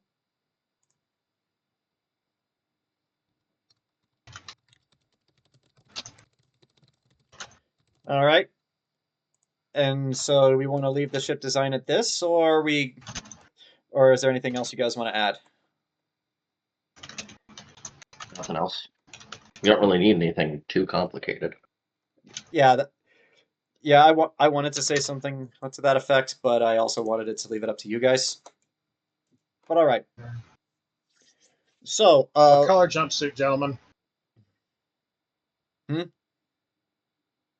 Jumpsuit. I don't know. I mean, gray or silver would probably blend too much in with the charcoal black, so I don't know. A white red. jumpsuit. How about red? Make it stand out. Yeah, red. Well, Make it go faster. I'll do red and white. But I thought that's what the flames did. It made it go faster. Okay. Plus paint. Mm-hmm. More red, the better. Okay, and so appearance aside, Jerkaul, Yes. that mod that you have for the ship, that's part of your class and your backstory. Do you want to have Schmee help you install that, or did you said you? I think you said you wanted to take care of that yourself. Take care of it myself. That's backstory related. Okay, so what exactly do you imagine this mod is, and where do you imagine it would be installed on the ship? Or if it's just a computer component, we can say that it's that too. It is literally a computer component. Okay. Okay. It is just slotted into the ship. Okay. So as you install this Jerkaul, the ship's AI just says, it's like, Captain, I Well, understand. Mhm. is it talking over the intercom? I mean, by default, you. it just goes with. It's like, We'll ignore it then, because I told it. I wanted all communications to be text-based, not intercom-based. So here you go. okay. I see what you're saying. My mistake. And it's a Yeah. computer. It would follow yours. But yeah, you do actually receive a notification from your intercom, which I'll just read it for you. It just says, Captain, Captain, I am unable to scan or properly run a diagnostic on this piece of equipment. I will not prevent you from installing this if that is your wish. However, understand I am unable to discern what this is or what it does. Ignored. Gonna do it anyway.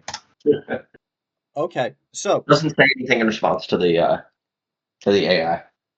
okay.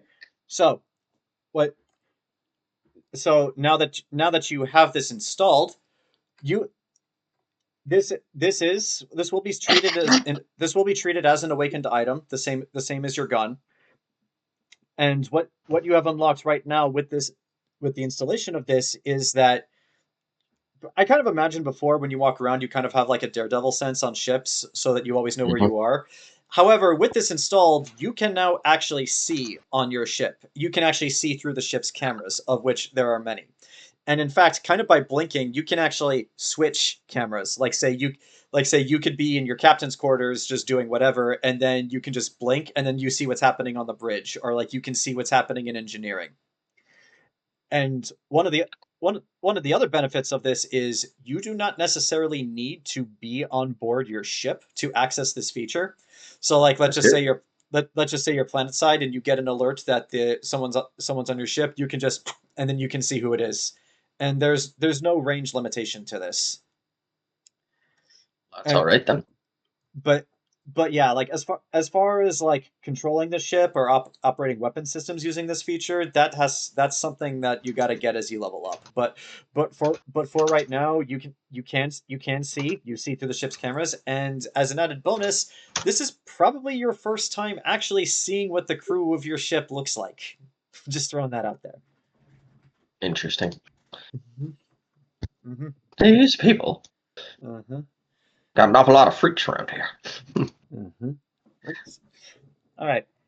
Now back to the ship's artificial intelligence. The ship's artificial intelligence is highly customizable and will set its voice and behavior parameters to your guys' specifications.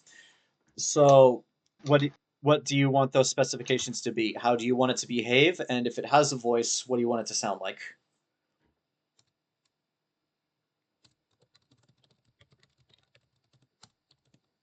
You already know my opinion. Well, but okay, so I know I'm asking the rest of the crew. Guys, all right, here's a pitch. Bear with me. What if we set the voice of the AI from Sean B to one of Laura Bailey's many higher pitched characters? I am going to say my only limitations for the voice of the ship is that it has to be a voice I'm comfortable doing for long periods of time. Like I have no problem doing like my Rainbow Dash or my Pinkie Pie voices, but like if you want anything like extremely high pitch or like scratchy like Nathan Explosion's voice, I'm not going to do that. Not so much high pitch is what I mean. It's like just bubbly personality. That's what I'm saying. You know what you signed up for.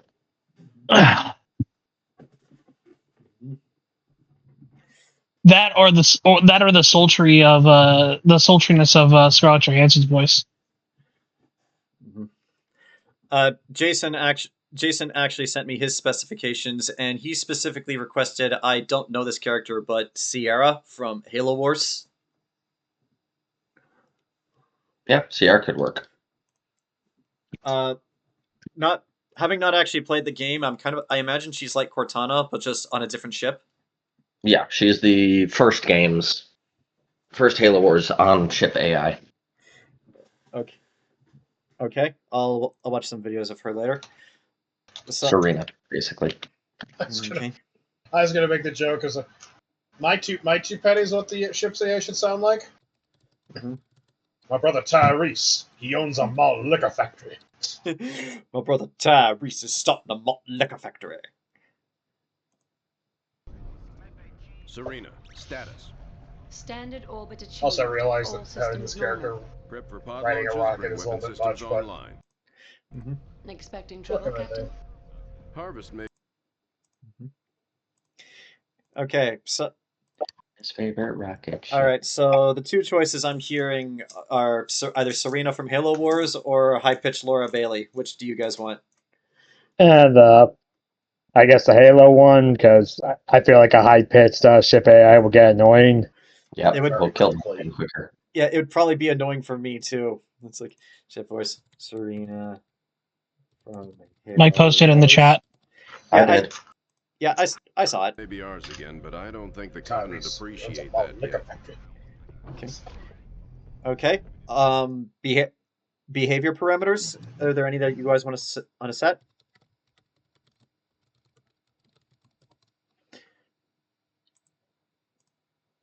Like, is there anything you guys don't want the ship AI to do, or anything you guys want it to specifically? Sarcasm. Okay. No sarcasm. No sarcasm. Speak when spoken to. No sarcasm. Speak when spoken to. Yeah, only speak when spoken to. Exactamundo. Unless it's a critical alert. Mm-hmm. Unless all communications. Except when Ellie is working in the med bay, that needs to be over intercom. In the med bay.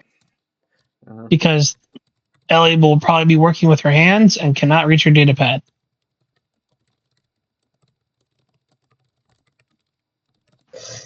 Okay.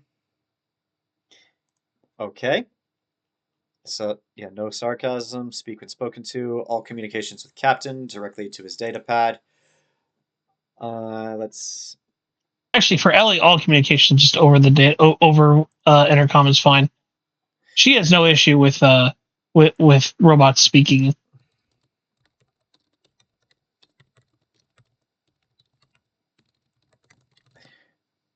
Okay. Okay. Let me run by what Jayson wanted, just so that you guys can get an opinion.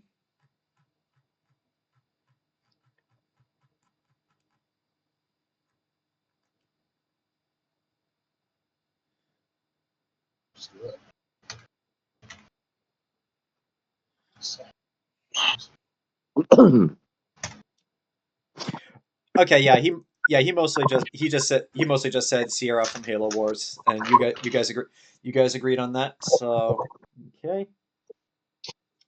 Yeah. Mm-hmm. Okay. Now as far as fittings for the ship, where do you guys want guys want to start from there? Do you guys want to start with weapons? Do you guys want to start with defenses, or do you want to start with just basic fittings for the ship, like just things that Living will go in? quarters. Yeah. Okay. Okay. So. Okay. Anything specific? Oh, What is before that, I should roll for your guys' reward from the last mission because Schmee was kind enough to turn all that stolen property into credits for you guys. Stolen was Oh! acquired legally. Oh, you guys are very lucky.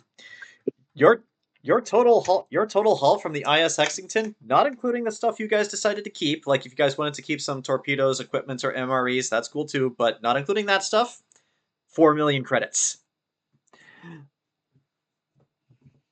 A lot of money. Yeah. It's a lot of and we're money. gonna spend it all on the ship. Okay. So. Okay, let me pull up these stars without numbers rule book. Okay. Starships. Yeah. I scrolled way too far. Anyways, my first question is living quarters, and how are we going to make it? Are we all? Is everybody but Ajisai and Jerkaul bunking in a big old like bunk room? Well, the way Are the they- ship this- the way the ship is currently set up is, if you'll bring your attention back to Roll20. So this room back here is the crew living quarters. However, it currently does not have any beds in it. Ajisai is going to take care of that. But yeah, so if you guys want, that's really up to you. Do you guys all want to bunk in the same room and let Ajisai and Jerkaul keep their own quarters, or all of these other rooms are pretty much empty, including some of the ones on the bridge of the ship, and even some in engineering. So if you guys want to claim a room for yourselves, you guys can too. Or if you all want to bunk together, that's fine too. Well, I mean, these are individual crew rooms right here. Oh, that's how you set it up? Yeah, each room is an individual room. Okay. It's a 10 by 15. It's literally a 10 by 15 room. It's 150 square feet. It's basically a dorm. Okay. It's big enough for a small bed and a small bed and a trunk. Okay. Okay. Are you guys okay with this living arrangement, or do you want I know to? there's something that happened. Or do you want to? Yeah, if we all if we all have our own spaces, that should be fine. Yeah, it's big enough for a small bed and a trunk. I mean, at that size, Dragula might want to like smash down a wall. Yeah. I mean, you could very easily do that. What was it? Because I think 15 by 10 may be a little small for the 8-foot tall lizard man. Oh no, I was mistaken. Breaks hole in shit, gets sucked out into space. Damn, this is a conundrum. Oh no, it's interior wall, which I imagine they can be easily. Actually, I lied. They're not 10 by 15. They're 7.5 by 15. That's even worse. Uh-huh. So that is. I'm pretty sure Dragula could just reach his arms out and touch both walls without having to lean. Oh yeah, you could. Yeah, that's 112 square feet. Dragula. But yeah, if you want to knock down one of those walls for Dragula, you could do that too. You could make that as part of the retrofittings for the ship. Just switching over to the deck 2 of the ship, just so that I can show this. So back here is a conference room for you guys to have private discussions. However, both of these rooms to the side here and here are empty, and they can be outfitted with whatever you want them to be. And back on deck 3, this room where Dragula's in, the one on the opposite side, those are both observation decks. However, they are also currently empty, so you could make those rooms into whatever you want. Uh, Oh. on deck 3, this room down here has actually been claimed by Jayson. He wants to turn it into an office for the quartermaster. That's completely fine. Okay. In order of good stuff, it's captain, quartermaster, and then below that. Yeah, but yeah, like I guess the point I'm trying to make is like on deck 2 and deck 3, you guys have 2 empty rooms on both that you can just make into whatever you want if you want to go nuts. Yeah. Here's my slave. Mm-hmm. Look at me. Yeah. I am the same. Mm-hmm. And actually, with that in mind, since we're all here, group discussion, do you want the mad science lab to be separate from the med bay, or is Ellie gonna insist that those be the same room? I don't see why there would be a difference. Cross-contamination. Mm-hmm. That's my argument against having to be the same room, is purely cross-contamination. Who's the doctor here? Not you. And You're nuts. I don't know why we gave bugs the ability to vote. You haven't yet. Back in the coalition, they can't group. vote. Yeah, back in the coalition, they can't vote. There is no voting in the coalition. No, there isn't. Yeah. It's voting by spirit. Mm-hmm. Literally, they go to the spirit Halloween. Mm-hmm. It's coincidentally the largest employer in coalition territory. Uh-huh. the spirit of Halloween. Yep. Uh-huh. Besides, all my experimentations are on the flesh anyways. I mean, just because they're of the flesh doesn't mean they have to be in the same room as the med bay. But that's where the bodies will be. I'll let them hit the floor. Yeah! We can figure that out later. But I want to figure it out now. I'm just kidding. I want to know. I think the most. But yeah, does anyone want to claim any of the 4 empty rooms, or is there anything specific you would like to make those rooms into? I'm sure we'll figure that out as we go, because All right. I mean, Mm-hmm.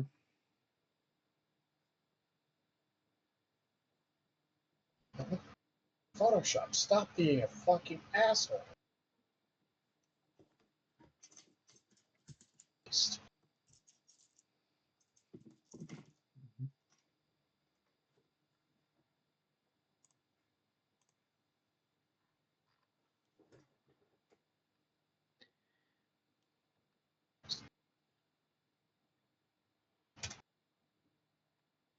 Sorry.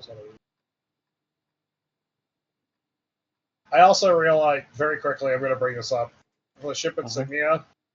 Yeah. Making it a hot chick really is kind of, considering that, the only human female on the ship is not here, so we can't really get Jason's opinion on having a hot chick be the insignia for the ship. I mean, So that's kind of a little weird. I mean, I did ask what species. I don't know, maybe. What species? Abomination. I don't know. I forget what's the name of the cat race. Kath. Yeah, I don't know. Oh, a cat pinup girl. that. No. What if we made it one of the devil-looking ones? The redskin ones. They're called devils. Well, yeah, you can make it a devil. That way it's like extra slutty. I made this with horror flames. Yeah, see? Hold on. Give me a sec. Mm-hmm. We get the tail, the wings, the horns, red skin, the whole package. Okay then. Also, devils being slutty is a stereotype, and that is offensive. Perfect. We've hit the nail right on the head. Bullshit. I mean, it's like the Kath being slutty just because they're cat girls and practice polygamy. That is a stereotype? That is completely true. Okay. All right, so we'll talk about the empty room. We'll talk about the empty rooms later. So and yeah, living quarters seem to have been figured out. So the one thing for the ship that Jayson requested was advanced scanning systems. So like pretty much it's exactly what you'd expect. Like you can scan a planet from orbit, scan a space station, but he wants it a bit more finely tuned. So I'm trying to find the price for that.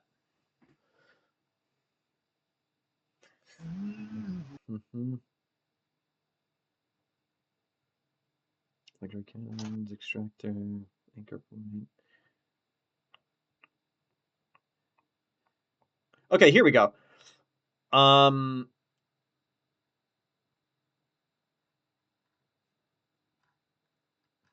What are those mean again?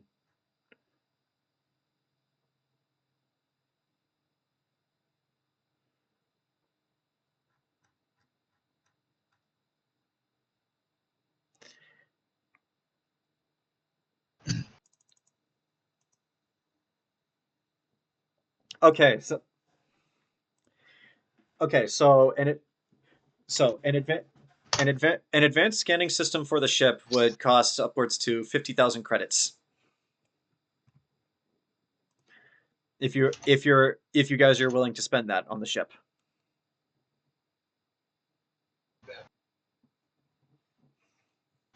To do what? To upgrade scanning? Yeah.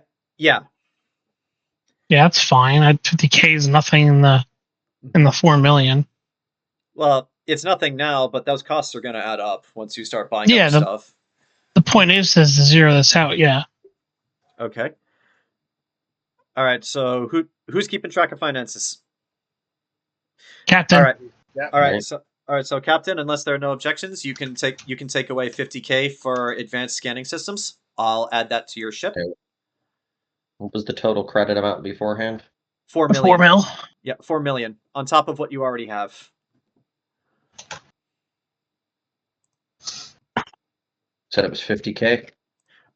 Yes, 50K for an advanced scanning system. All right. Okay. Survey sensor array. That's what it's called. Survey sensor array. Okay. Okay. Let's see. Just jumping from that to something else. Ken, I know you said you wanted 2 specific items for Dragula. Well, two for combat, one for his living space. Well, other than the bed. So Mm-hmm. Right now, I'm just going off of things that I know you guys want. But yeah, like what are those things so I can figure out the costs? I guess for all 4 items: bed, heat lamp, alchemy jug, and amulet of the drunkard. Bed, heat lamp. Yeah. Okay. Amulet of the drunkard. Amulet of drunkard. 5e. Wasn't there another item that you wanted to go with that? Yeah, alchemy jug. I said that. Oh, sorry, I didn't hear it. Okay, so this is uncommon. Okay.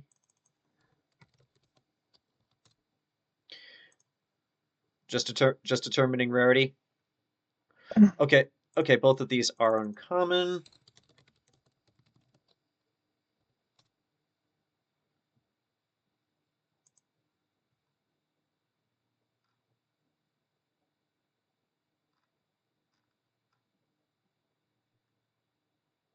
How many rooms are there on the ship? I mean, like living quarter rooms. Let's double check. Going back to the living quarter spaces, you have 1, 2, 3, 4, 5, 6, 7, 8, 9, and 10. technically 9 if Dragula wants to break down one of the walls so that he could have 2 for himself. There are only, and the captain and Ajisai gets one of the rooms too, right? Yes. Okay, so the captain has his own quarters. That's fine. So that means 5 rooms are taken, with 5 left over. Ellie's going to claim another room adjacent to hers and make that her workspace. Okay. Mhm. There probably won't be much room to do some dissecting or work with bodies in there, but you could just make that into like an office. It's going to be her tinkering workroom for the non bodily related stuff. For something like that, I would probably recommend taking a space that's a bit more open. Maybe one of the 2 observation decks, or like one of the two places on deck 2. Nah, I don't. It's not about needing a lot of space. It's about working efficiently. Okay. However you want it to be then. So, actually, since let me finish up with Ken first, and then I'll get you what the cost of a workstation like that would be.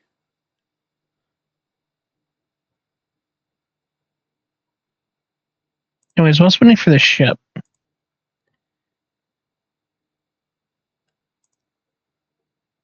Yeah, cloaking tech. We got an advanced scanner. Wasn't the weapon system? Wasn't it like a little subpar? I thought. I think so. The weapon systems are currently made up of six. They're called personal defense laser cannons. In the Stars Without Numbers rulebook, they function the same as plasma beams, and you also have 2 torpedo launchers. And actually, I'll give you this, Ellie. When you were looking at the parts to the ship on the Vanessa Hexington that they were building, they were actually in the process of outfitting weapons for this ship, but then the disaster happened and they were never able to install them. Okay, so we have 6 PDLCs, 2 torpedo bays. Yeah, but yeah, the stats are right there. Oh, I know. I'm away from the screen at the moment. Right. Recover. Okay, so 6 PDLCs, 2 torpedo bays. Anything else you guys want as weaponry? Okay, Ken. But before that, Ken, I found appropriate prices for these 2 items for a setting like this, since they are uncommon. However, because you are enlisting the services of Mr. Schmee to go out and acquire these for you, there will be a 15% markup. So yeah, like since they're both uncommon, both of them are going to say be worth 5,000 credits each, so that's 10 in total. So let's see, what is 15% of 10,000 credits? 1,500, I think. Yeah. So Ken. For 11,500 credits, Shmi can just get both of these for you. I mean, if it's coming out of like the big like millions fund that we have, yeah, sure. Okay. I'm keeping track of everything currently. I had the old amount of money that we had left, which was, just 3,000 credits. Okay. All right. So yeah, Dragula, you may add both of those to your character sheet because you now have them. But yeah, let's see. Workstation.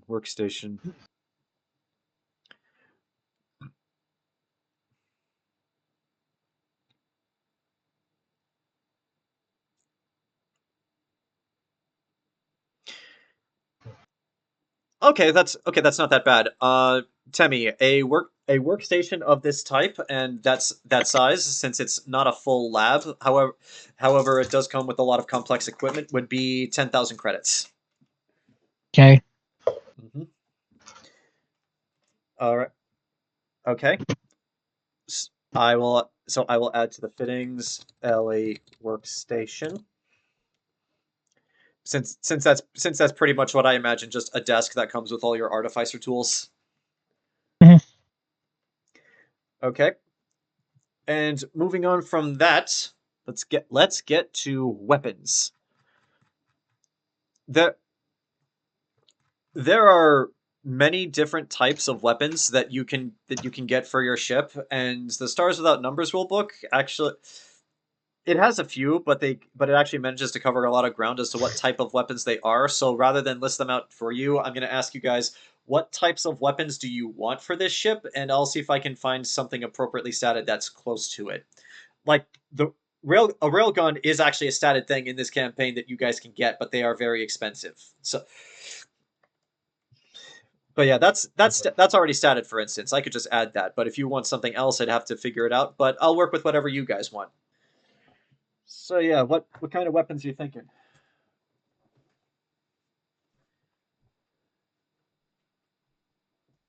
What do you say, weapon officer? Give me a sec. Mm-hmm. Thinking. But yeah, currently the only weapons the ship has are laser cannons and a torpedo bay. And I will also add for torpedoes, there are multiple different kinds of torpedoes. So if you want to buy torpedoes, you also need to specify the type.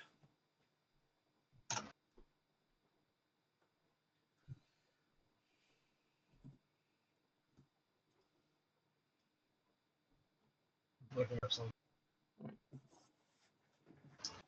Let's see. Shit. Wrong button.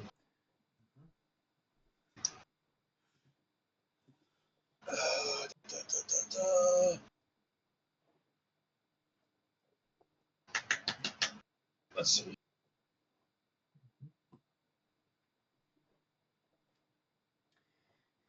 Oh, I suppose I should also add to the ship fittings,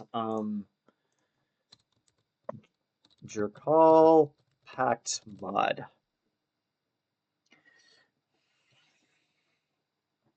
Let's see, for the general weapon systems, we got the laser and the torpedo. But that's it for torpedoes.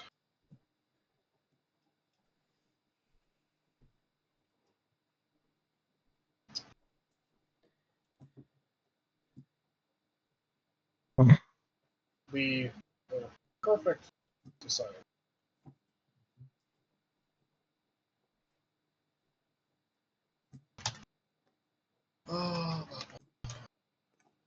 Let's see, perfect world.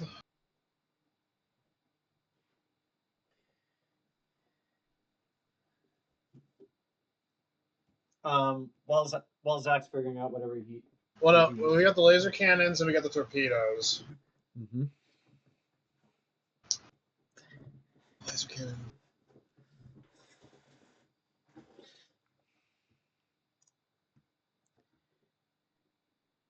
Don't know. Well, actually, this one.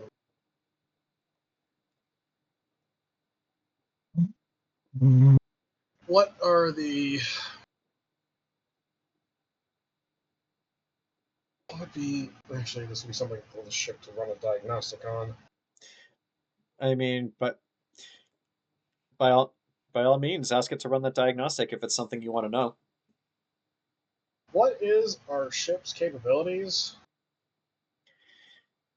What the ship's capabilities to reject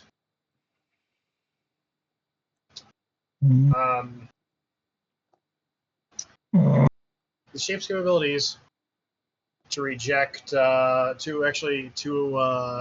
withstand EMPs. It does is like it does actually have protections against EMP fields. That's actually part of its stealth drive. However, there are such a thing as EMP torpedoes that can disable ships rather than destroy them. So if you are hit directly by one of those, like even your ship's shields can't protect you from that. Now, but yeah, as far as just an EMP field that would like disable a ship if you fly into it, it depends how strong the field is. I'd say if we were to grade them on a scale of 1 to 10, your ship's protections would probably amount to, yeah, because I want this to be something to be improved if you guys want to. It's resting at like a level 6, but it can go higher. But that costs money.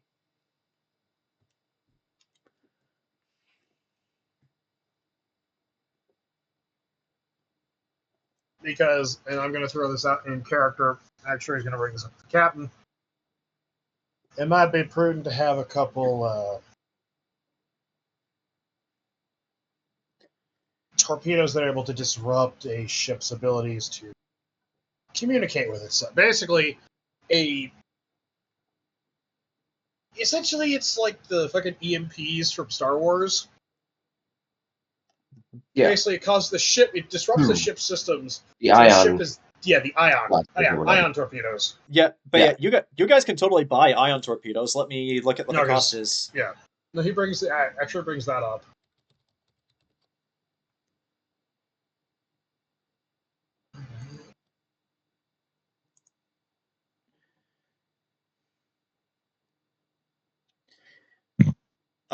Okay, so regular torpedoes cost 2,500 credits each. For an ion torpedo, I'm going to say the average cost of one is 3,000 credits. Got it. We need a few of those. How many are you getting? 1,000 each. I'd Yes. say 10. So that would Because be you don't 30. need a lot. You need one. Okay. 10 ion. Okay, I'm gonna write down a. Let me write down a. 10 I'm writing. torpedoes. I'm writing these down.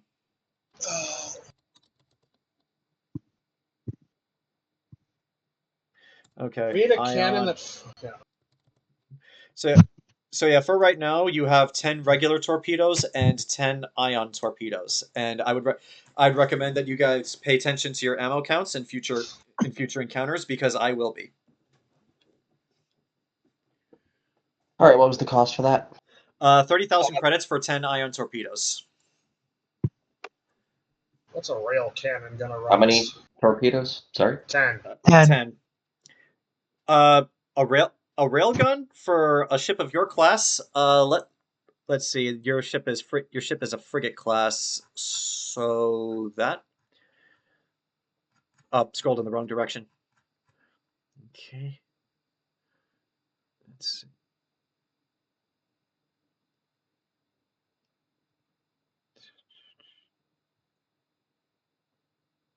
Okay, just first putting the information in. Okay, well, have the alchemy drug mostly so I can use the amulet of the drunkards for free health back. I do realize that this thing could also make 8 gallons of water in a day. Well, either or, but because we're gonna make one for a day. But water-wise, Dragula could just straight up do this.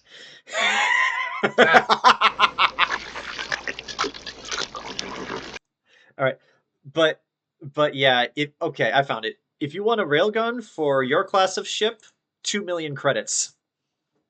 Nope. Mm-hmm. No.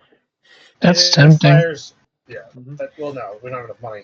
I mean, the good thing about a railgun though is assuming you can take down a ship's shields, which you very easily could. A railgun just ignores defenses right through the ship. Doesn't stop. That's pretty good. Mm-hmm. Let's see. Laser cannons are pretty effective. But yeah, The laser cannons just fire a single burst. They're like phasers. yes, there are phasers, and currently there are 6 of them on the ship, 3 on each side, and they can fire in all directions. Oh yeah, the what are they called? The personnel something laser cannons. Personal defense laser cannons. Yeah, the PDLCs. I got the name from the Expanse, where they were just regular guns, but they called them PDCs, personal defense cannons. Yeah, the PDLCs. I also noticed that the alchemy jug, if you wish, can make 12 gallons of salt water. I just trying to figure what situation would you need 12 gallons of salt water. I mean, So thirsty. you Catfish know. boil. You never know. One sec. One sec. Buoyancy. Oh yeah. Okay. I know, but it's still kill them all. Let I've got God sort them out. Have fun. Uh-huh. Also, My roommate's running a one shot. Nice. Nice. cool. But yeah, also, Jerkaul, I believe there were some. You said you wanted some defenses. Like, if you'd want, you can improve like the ship's shields or the armor to add to your AC. Or if you would like, there are like different defensive fittings that you can get. Like, say, there's one called point defense lasers, which shoot down torpedoes if they get too close, or there's something called a burst EM. There. Oh yeah, there. Oh yeah, there are also things called Foxer drones, which like if say like a ship shoots a torpedo at you, and like you have this Foxer drone, pretty much you shoot it out and it takes the hit for you. But kind of like torpedoes, you have limited amounts of these. Okay. Let's look into shielding and Yeah, shields. improving the shields. Okay, so let's. Okay, so you already have the ship already has augmented plating. So the shielding is kind of runs on like the same system as 5e. There's +1, 2 and 3. It's currently just at a regular shield, which sets your ship's AC to what it is. But if you want to get shield +1, that would increase the AC to +1 of what it currently is. Right now, your ship's AC is sitting at a comfortable 14, but with considering there are multiple ways to counter different attacks, that's actually more impressive than you might think. But if you want to add +1 to shielding, that would make it a 15. If you want to add +2, that makes it well, you get it. But the cost stacks, of course. Yeah. Let's look at what's the difference in cost between 1 and 2. A +1, I would say, would be half a million credits. +2 would be 1 million. That's worth it. Okay. Well, guys, do we want 500,000 or 1 million? I think getting the +2 the AC is worth it. Yeah, so 1 million credits. Okay. I'd rather the guns are nice, but I'd rather be able to tank hits as we try to fly away. Yeah, because we are gonna most likely get hit at one point. Okay, so do you want to add maybe some like what they call them? Foxer drones. Do you want to buy some of those too? They are 10,000 credits for one. Damn. They run off of ammo, kind of like torpedoes. You fire one of these and they intercept missiles. Get 10. Yeah, we could get 10. That's 100K. Okay, so let's see. Foxer drones X10, and they fly out of the same ship, the same thing as the torpedoes. Cost of those? 10,000 for one. So for 10 of them, that would be 100,000 credits. Okay, before we go minus 50. There are also things like defense lasers, which also shoot down things your Foxer drones might miss. There's gravity displacers, EMP generator is like, also boarding countermeasures, like if people get on board your ship. Yeah, I have the boarding countermeasures. We jettison. We cut off the oxygen supply. Yep. Is that all you want the ship to do, or do you want to shell out the money for extra defenses in case people get on board? What are the extra defenses? The book does not actually say. It just lists a price for boarding countermeasures. So for this, I'll say, what do you want it to be? Let's see. 260K. The average boarding countermeasures cost 25,000 credits. But yeah, I'll let you say it's whatever you want it to be.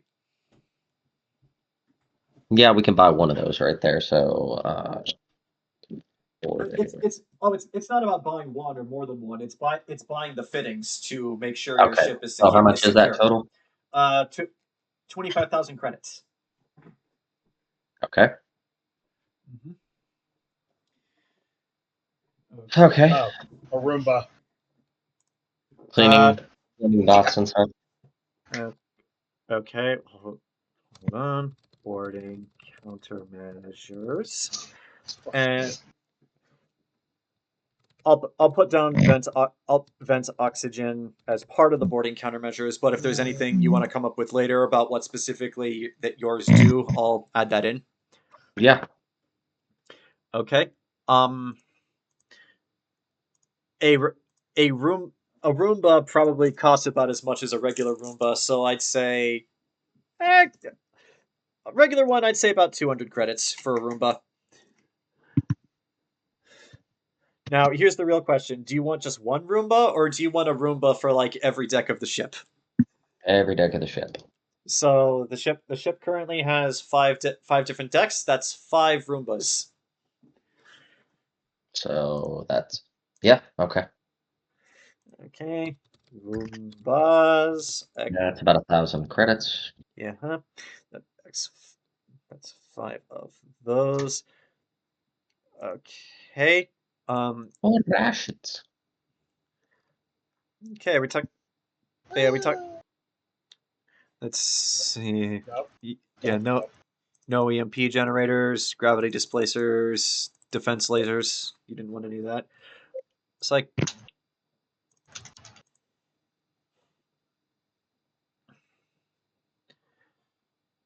Almost. but yeah, just to lift off some of the things that are in here for frigate class ships in the Stars Without Numbers rulebook. Like you have flak batteries for things that get too close, charged particle caster, which is basically a charged laser, plasma beam, which you have, mag spike array. What is that? Mag spike array. A storm of magnetically accelerated spike charges almost guaranteed to eradicate any fighter class hull it hits. Okay, let's see. You guys can just buy nukes, apparently, if you want them. Yeah, don't fuck with nuclear shit. That's gonna put you on a watch list. Yeah. But you start buying fucking nukes on the black market. That's and you suddenly you get that's when shit starts to get a little fucky. But yeah, there's also the sand thrower, which the Just Good Enough had. And again, there are better versions of that, like the flak batteries, the spike arrays, smart cloud. What's a smart cloud do? All right, what kind of font do we want, boys? Oh no! Oh, smart cloud is for a cruiser class ship. You guys can't get that. Helvetica. I'm going fucking Helvetica. Comic Sans. You shut the fuck up. Papyrus. Papyrus wasn't that bad. I was gonna just say times, but because I was gonna use some fan art, and I'm like, no. Then I just found a screenshot from the fucking show that actually works pretty well for what I'm going. This isn't the official, but I'm just throwing this together because my brain is just kind of okay. Let's see, Lotto, Ink, Impact. I'm looking for like the fruitiest fucking font I could find on Photoshop. oh, it's some fucking cursive nonsense. Yeah, you want like this? You want the fucking like? It's called Ananda Regular, and it's like this like, it's this like really fucking fruity cursive font. Why are we fruity? It's it blends in a little bit. Hold on. I guess this is a color image. I'm going to make the font black, or make it white. Hot pink. You want hot pink? Yeah, hot pink. Go for it. I'll do. It doesn't show up well. White. Do white. White doesn't show up well. What the fuck color palette is this? You'll see. I'm making a funny. What is the color that you're on? Cream. Cream? Oh fuck. Okay. If you're doing cream, you need to do like a darker brown. That's what I did. I did like a gold. Yeah. Okay. Okay. So we have shields. We have some weapons. We have some more ways to avoid damage. We have more torpedoes. We have some You guys you guys did not specify any other weapons you wanted to buy. Oh, You just right. told me you wanted new torpedoes. If there is a type of weapon that you want to have, like I'll work with you to make it work. So we have lasers and we have torpedoes. And that's really because any more energy weapons are just gonna be way too expensive. Okay, I think I'm gonna go with a different thought. I'm gonna go with this Also, other thought. also, a railgun is worth at least 2 million credits. Yeah, no, I'm not concerned about a railgun. But that's what I'm saying. Like energy weapons at this point would be too. Oh, wait a minute. Do we have a small personnel shuttle for? Well, how big is our like loading dock area? Quite big. You guys were able to stack like multiple shipping containers on top of each other and rows upon rows of each other. But yeah, you guys don't have any shuttles or cars or any other vehicles aside from your ship. Do we need or want a kind of like any shuttle ship? Like small personnel, and I'm talking like a 2-seater with like a 6x6 cargo bay. Like that's what I'm talking about. Like I'm talking for like something small. So you want a space pickup truck? Essentially. Yeah, we should probably get something small that can transport and pick up small things, or a little drone to grab things. You guys can buy drones. You actually can also buy probes to like launch into places to scout things out for you. Let me get the cost of those. Let's see here.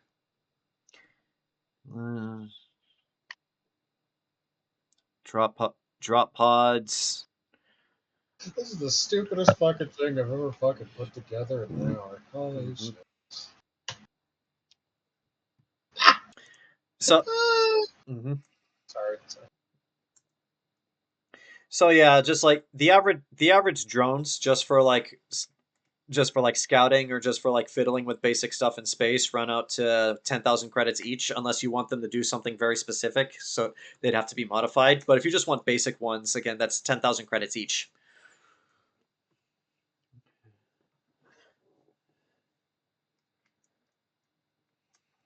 $10,000 credits each for those. For drones. Okay. Or probes, whatever you want to call them. They in my mind, they're basically interchangeable.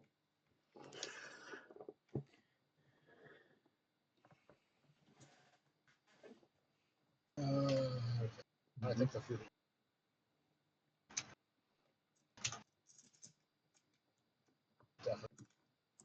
Thinking about that, we could probably get maybe 2 to 5. I think would be a good amount. Okay. Let's see. Let's get 3. So 3, so that's 30,000 credits for basic ones. And these are described as what? These are just like probes that like say you find a wreckage somewhere in space, like launch a probe to see what it is, or just like you see something happening that's outside of the range of your sensors, like launch a probe that way, to outfit it with a camera so that you can see what's happening. Or if there's an object in space you want to get, it like has an arm on it that can like grab it and just pull it towards the ship, and you can just use your tractor beam to get it from there. Okay. That's good to have. But yeah, again though, these are very basic drones. If you want them to do specific things, they would have to be modified, and that makes them more expensive.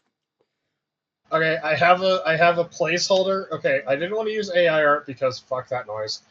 And I didn't want to use fan art because then editing fan art gets sticky.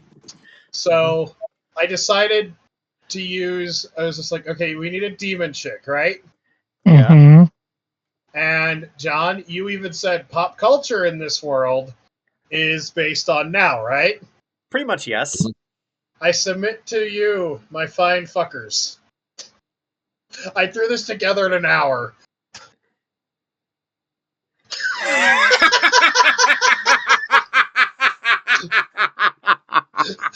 Oh my god. Alrighty then. Wait, I can't see it for some reason. It's in the chat. Yeah, Oh, that's right. There it goes. It's Charlie from Hell of a Boss, dude. Like with the, it's basically squeeing, and underneath it just says "Bless your heart." Oh, bless your heart. Oh God, that is far too appropriate, Zach. I found that image and it just literally went, no.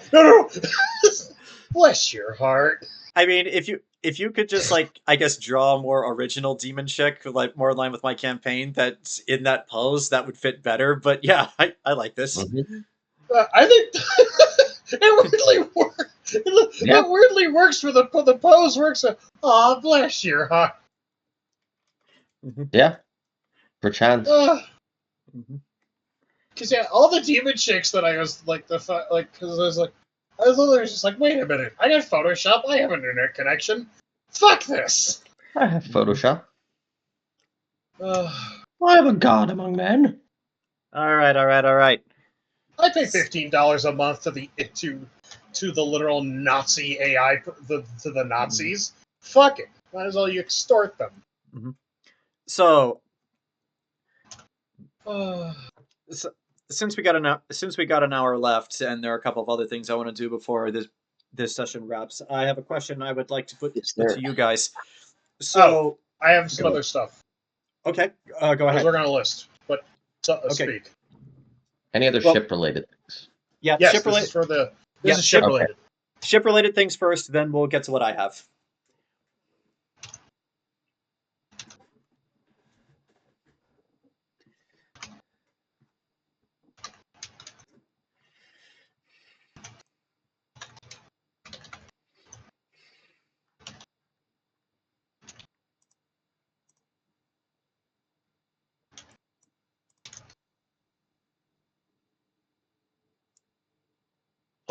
No, keep talking. Take that. We're waiting on you, guy, because ship related things. I'm typing. No, I'm typing. Oh. All right. Well, so. All right. So. Are there any decent ballistic weapons besides torpedoes? There are a few actually. So let me scroll back down to the page.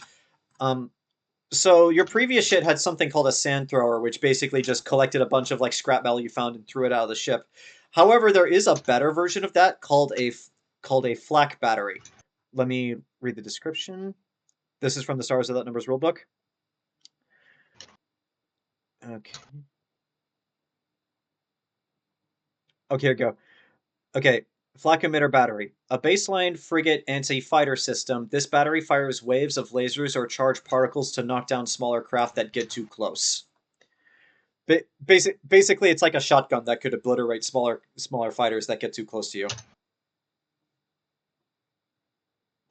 There is also torpedo, charged particles, plasma beam.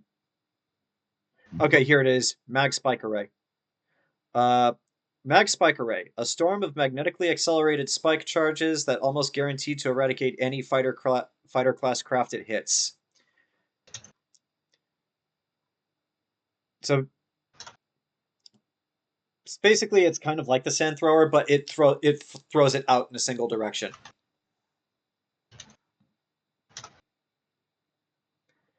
Yeah, it's a needler essentially. Mm-hmm. Oh, it took me a bit to find Zach, but you said don't want to add fan art or use AI. Well, I do remember that there are 2 official pin-up pins of Charlie. Oh yeah. Oh yeah. Yeah, those are things. I remember those. I would vote for the top one to be put on the side. Yeah. Yeah. Bless your heart. Mm-hmm. Yeah, that works. Yeah, I'm all for this. I actually kind of like the pose and the logo that you made, but yeah, I could see you guys with a demon chick in a skimpy outfit too. Hold on. Give me a hot second. Mm-hmm. Because this is actually like you would not believe how fucking easy this is.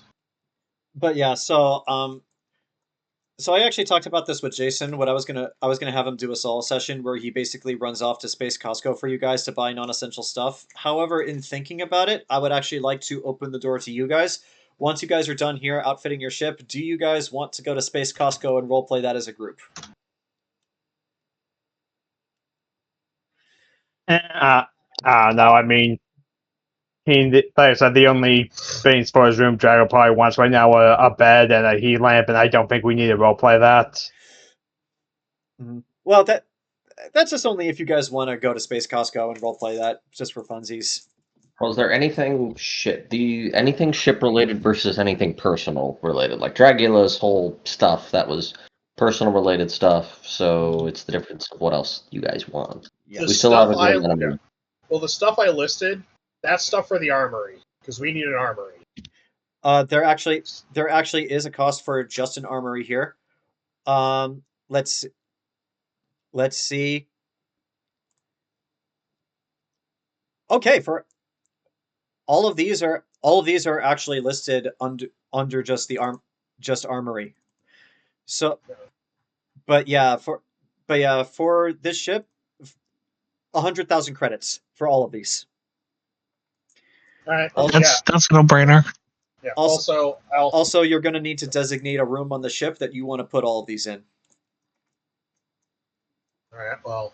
Yeah, one of those 4 empty rooms I mentioned before. If Yeah. you're gonna need to pick one. Because that's probably where Actuary will set himself. Actually, let's look at the map. Yeah. Go one deck up. Up. Here We should leave the two We should leave the 2 observation decks on the 3rd floor where the living quarters are, as open areas that we just chill in, and not use those spaces if we can. Yeah. Okay. But yeah, like, you got this up here and this up here. I will point out that in Mass Effect 2, this room over here was an armory. No, that's my roommate. I actually showed these to my roommate because he played all 3 Mass Effect games, and I basically gave him a tour, and he's just like, that was the armory in the game, right? And I'm like, okay. Yes. Okay, so so you do know this. No, I'm running it by the captain here. Mm-hmm.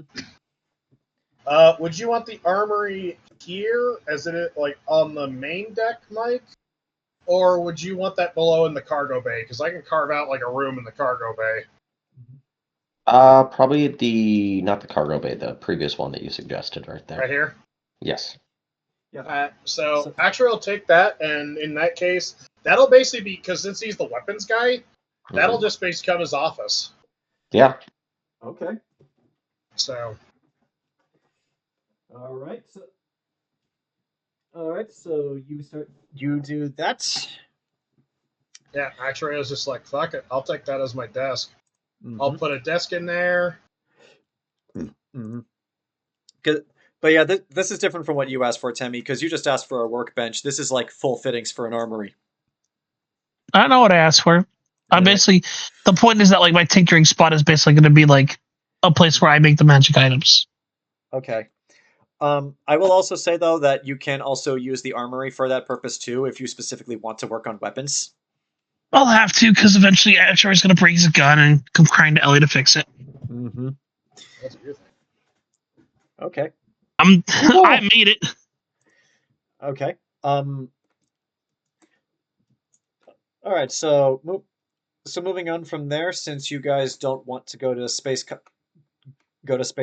and roleplay that, we will send Ajisai there, and I'll see if I can get Jayson on for a solo session. So yeah, I'm gonna say, since he's not here, while you guys were staying on the ship and working on all this stuff, Ajisai did make a trip to Space Costco to get non-essentials for you, and so I would say in total for like all the things you would need, I'm gonna be nice and I'll say 150,000 credits for like things like beds, cleaning supplies, boxes, food, just for the entire ship. Got it. And yeah, Dragula, that will include your bed and your heat lamp if you want that. If you do want those. Yes. Okay. The cold-blooded man wants to be warm in space. That's fine. We need to make sure you're tip-top shape. Okay. So moving on from there. Is there any other items you guys want? Yeah, and yeah, like, you're spending money on the ship, but don't forget to spend some money on yourselves. Like you do. Exactly. Yeah, So, but yeah, Dragula got 2 things, and since you guys know Schmee, he can run out and get them for you. No need to try your luck at the marketplace. That's one of the benefits of being friends with Mr. Schmee. He may mark up the price for doing it, but he can get you anything. He just will charge you extra. Cape of Billowing. Do you actually want to keep billowing? Billowing. Fuck yeah. Okay, let me see what the cost of this runs to.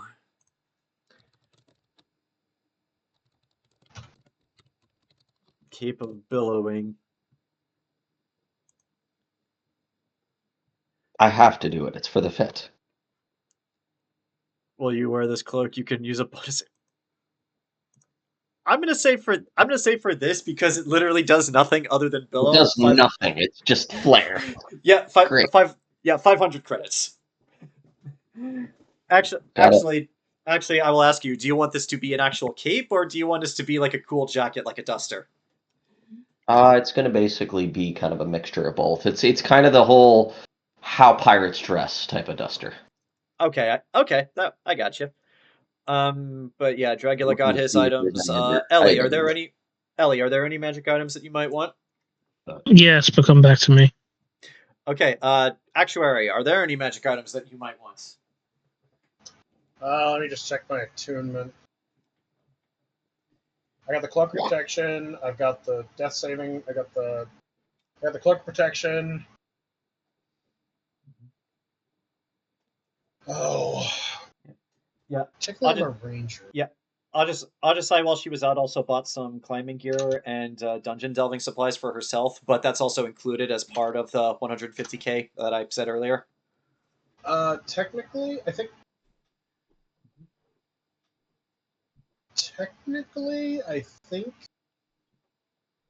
I'm a ranger build mostly. Well, no, you're a fighter. No, okay, you're a fighter that uses ranged weaponry, which is a thing. I checked the stats for those. Give me a sec. Mm-hmm. Yeah. Technically a fighter. Yeah, I know. I'm looking. Do you wear armor? Do you want to increase strength? Do you want an animated shield that just gives you an AC bonus? Do you want a cloak of protection that just gives a +1? I don't know if you have a cloak or a ring of protection. I have a cloak of protection. You want bracers of archery, which would basically be if you could flare it as bracers of gun, and it gives you a +2 to damage and hit chance. I think.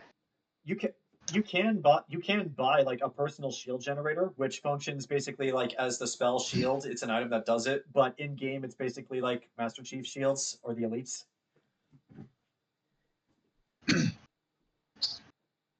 Bracers of archery. Bracers of archery. If I can flavor those to be bracers of rifle. Absolutely. Bracers of archery 5e. Let me just check the rarity of this so I can get you that cost.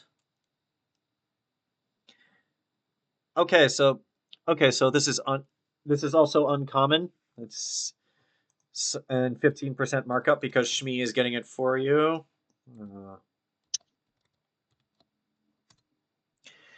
So 5,750 credits.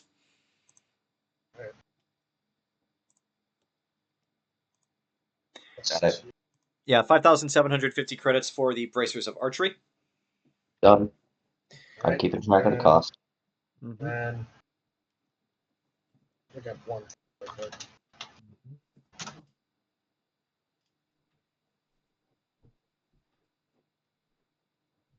What's my spell save DC?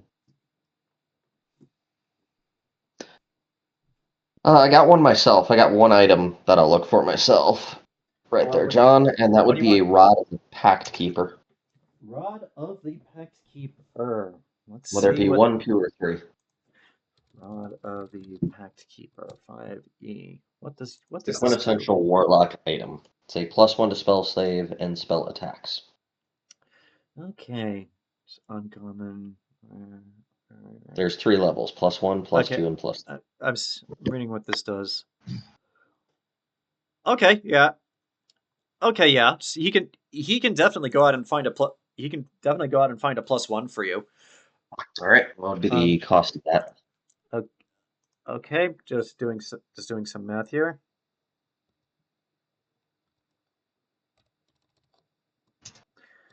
Because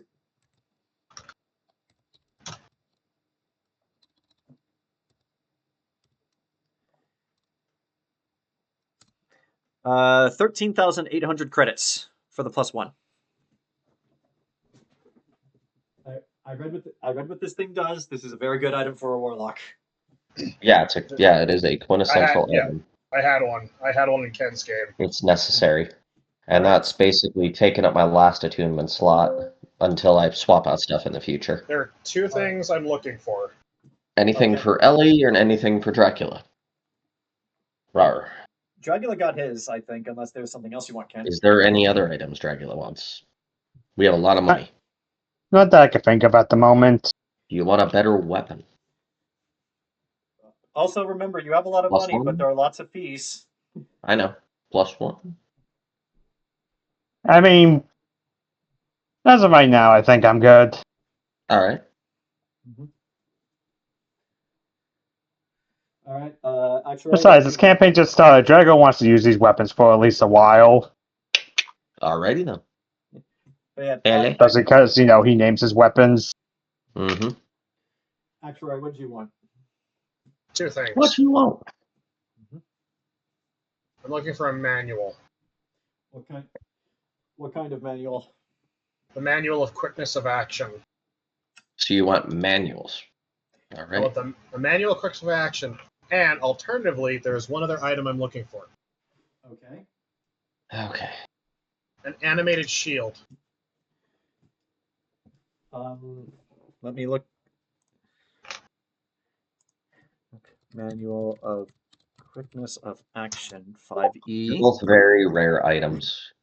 Manuals give you the +2 to an ability score. The animated shield is literally, you don't have to wear it. You say a command phrase and it floats around and gives you a +2 AC. Yep. Easy. Okay. Really good. Okay, animated. Reading these. Come on, you fucking. Okay.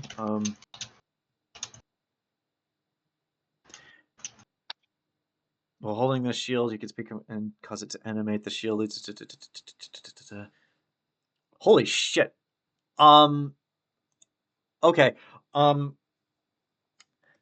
Just because these are both very rare items, I'm going to say for just one of these is 500,000 credits, not counting the 15% markup. You can buy one. Yeah, so you can get one. Choose wisely.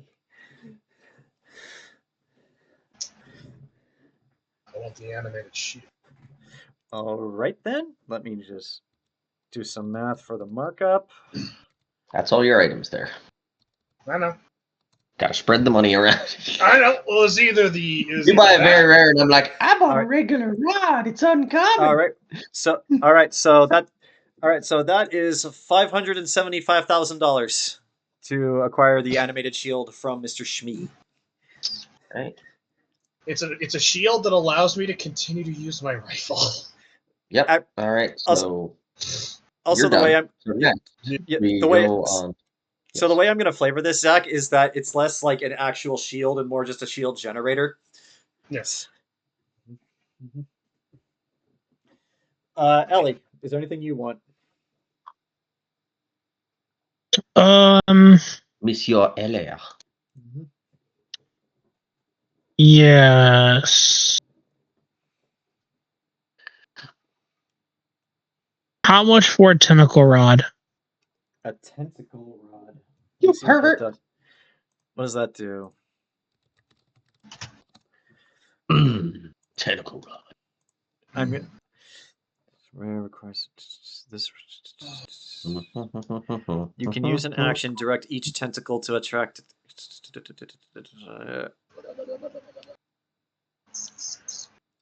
Okay, because this is not as rare as the animated shield, I'm going to say.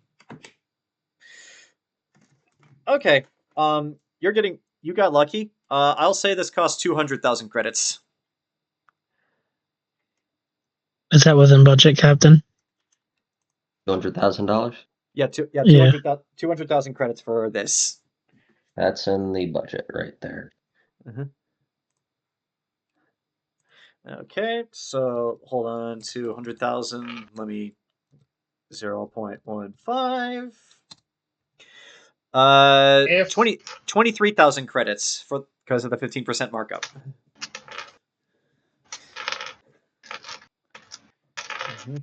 If it doesn't end up working out, then we can get rid of the animated shield if we need the money. No, we still have 1.7 million. Well, mind then. I would like to get Jayson. No, he already has that. Good. I thought further along. Actually, I'd like to get Jayson the Boots of Elvenkind. Boots of Elvenkind. Boots of Elvenkind, 5E. Best thing is, these don't require attunement, I'm pretty sure.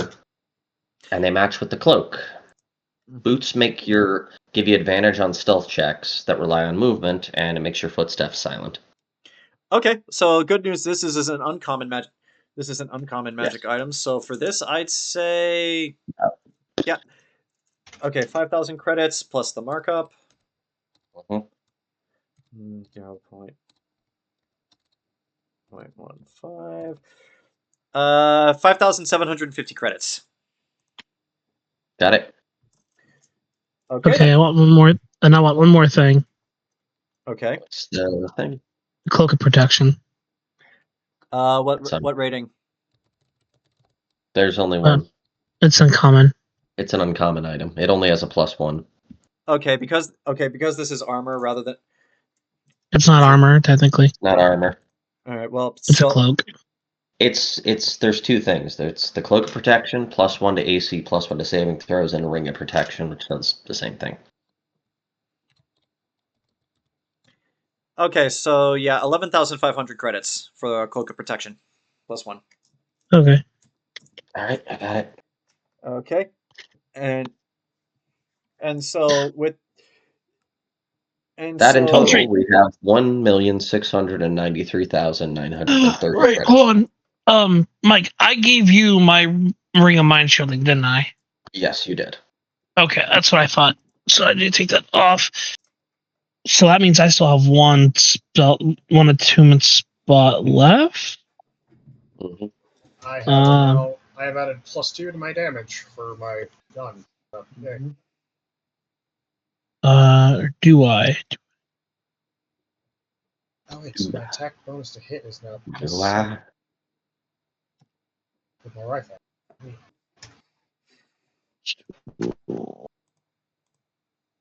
Oh no, yeah, okay. Nope, I'm good. Okay, so. Alrighty then. To round out the session before I have to duck out here, two things. One, while you were working on the ship, Dragula, after returning from her Legionnaire's run, because this whole process of outfitting the ship and moving stuff from one thing to another, this took, I'd say, a period of days, maybe about a week. So in that time, eventually Dancer and Ajisai come back, and when Dancer comes back, he's like, "Hey, Dragula, it's like since you're part of Captain Jerkaul's crew, I imagine you're going to be traveling around a lot, right?" Yeah. Well, in that case, since you're going to be out and about in the galaxy, she does. I'd say she reaches into one of her pockets, but it's telekinesis, so it's more just something floats out of your pocket and floats its way up to you. Oh, got a gun. Yeah, she floats up to you a data disk, basically one of these, and it's just like this is a copy of my demo. I am actually an aspiring artist. I'd like to know what you think, and if you can spread the word about me. I'd like to go on my own tour someday. I'll give it a listen and be brutally honest with you when I like it. Okay. we'll get back to. Thank you very much. That is all I ask. But yeah, we'll get back to what that sounds like in a minute. But Jerkaul, as the repairs and retrofitting for your ship are nearing completion, Kaneda, the space elf, approaches you. He's like on his own. He's like, Captain Jerkaul, Right. the boss said you wanted to speak to me about a position on the ship. Yes, your specific boss said that you may be interested in branching out into different horizons Well, rather than being where you currently are. But it's like, well, I'm fine with where I currently am, but I will be honest, very interested in this ship. I would like to know how it's constructed and what its exact capabilities are. I would al- I would also like to figure out how its stealth system works. Maybe there's a way I can improve it. Well, if you'll be interested in a position, we are in need of a specialized mechanic at that point. A specialized mechanic for a ship like this is what you're going to need. A regular mechanic couldn't make heads or tails of what most of this stuff does. Exactly right there. Hmm. So if you be interested right there, we add you onto the crew as a specific mechanic. Bring over.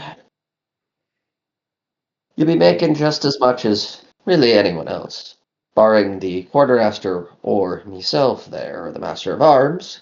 But if you need anything in particular, I push I- forward anything me crew needs over myself. I I do not require anything specific. I just I just need some space and a place to work, and everything I own I carry on me. Roll insight. I will say Uh-huh. that is a 13. Okay. Just from the barest of bare, you get the impression that this person is kind of lost and lacks a purpose and maybe needs to be given one.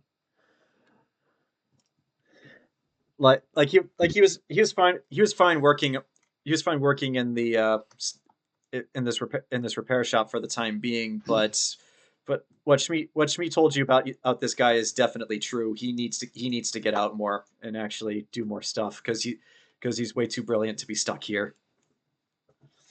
Okay. Mm-hmm.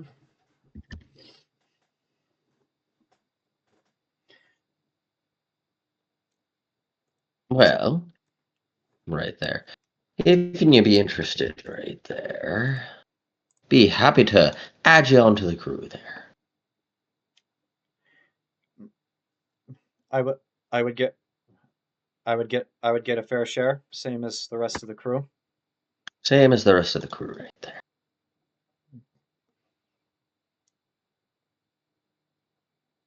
Very it's like very very well very well. I accept your proposition.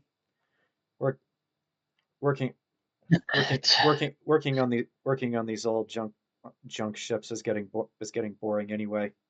I, I, I, maybe I'm in the need of a good challenge, something to occupy my time.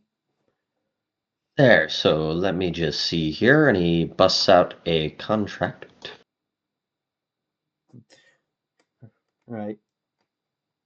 You also notice the entire time you talk to this person, his facial expression never changes, not once. Well, that's fine. Mm-hmm. Actually, Sometimes people are secretive in the way, or don't have much there. But I don't say that at all. yeah. Well, there would have been some secrets if you had rolled higher insight, but fortunately, we're not there yet. We just met. Come on. Mm-hmm. Tell me everything. What's this guy's full name again? Or what's this guy's name? Kaneda. Kanata. No last name given. Katana. Catania. Got it. Uh-huh. But yeah, okay. Get that down. Please sign here. Here. He does so. It's like, And There we go.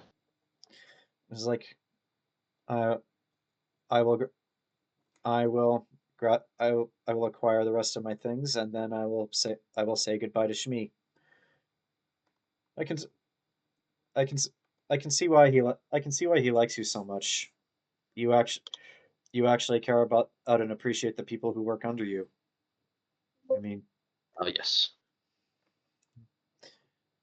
but thank you for this opportunity. And in return, if this ship is harboring any secrets, I will find them for you. Good to hear there.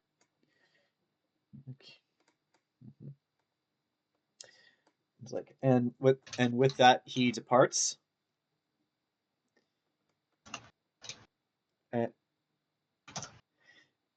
And with that, with your ship fitted and ready to go, so Shmee meets with all of you guys outside the ship with a bottle of pretty cheap looking wine. But Jerkaul, you know this is not for drinking. So, as we'll be here to christen the new ship, the Bless Your Heart. If I may ask, Captain, where do you think you'll be heading now? Well, we'll just be heading out directly right there to seek more of the fortune. Well, whatever fortune you seek, I hope you find it, and then I hope that you come back here and spend it all on good stuff for your ship, because more money you make, the more money I make. The more money I make, the bigger I can expand my shop, and the more stuff I can get that you can get. Exactamundo. Space economy 101. Yep. Mm-hmm. Yeah. But in the meantime, he presents to you the bottle of wine. Since this be your ship, Captain, would you be doing the honors? All right, he pops it open right there. Oh no, you wanted you to break it on the side of the ship to christen it. Well, yeah. He will then break it on the side of the ship himself. Yep. You have christened the Bless Your Heart. It is now your ship. And it's like, clap. Nice. Yep. Bless your heart. Mm-hmm. But yeah, as you all get on board, Dancer's back. Bye, Canada. Don't forget to have lots of fun adventures. Canada does not wave back. All right. And actually before that, so do you guys want to? Actually, no. We got 20 minutes, and I actually wanted to role play the Dragula dropping off the bounty. So we'll do that next. In the meantime, so that you guys can think about where you want to go and what your next fortune will be. While you guys were in Hoshimitsu space, you did download their most updated version of the net, and you actually found searching about during the week or so that you were here, you found quite a few interesting job postings. I will list them out for you now. I sent a message. To who? A pen pal. It's been a while. Okay. It's been a while. So since we had the chance to upload LegalNet, I figured it was a good time to send a message. Okay.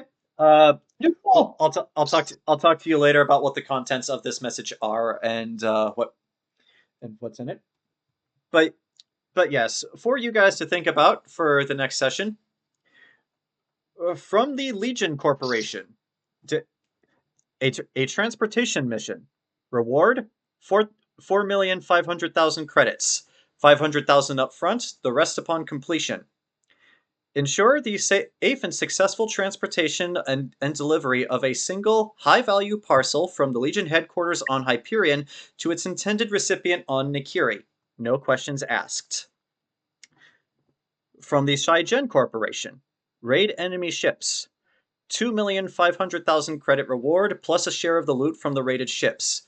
500,000 up front, rest upon completion.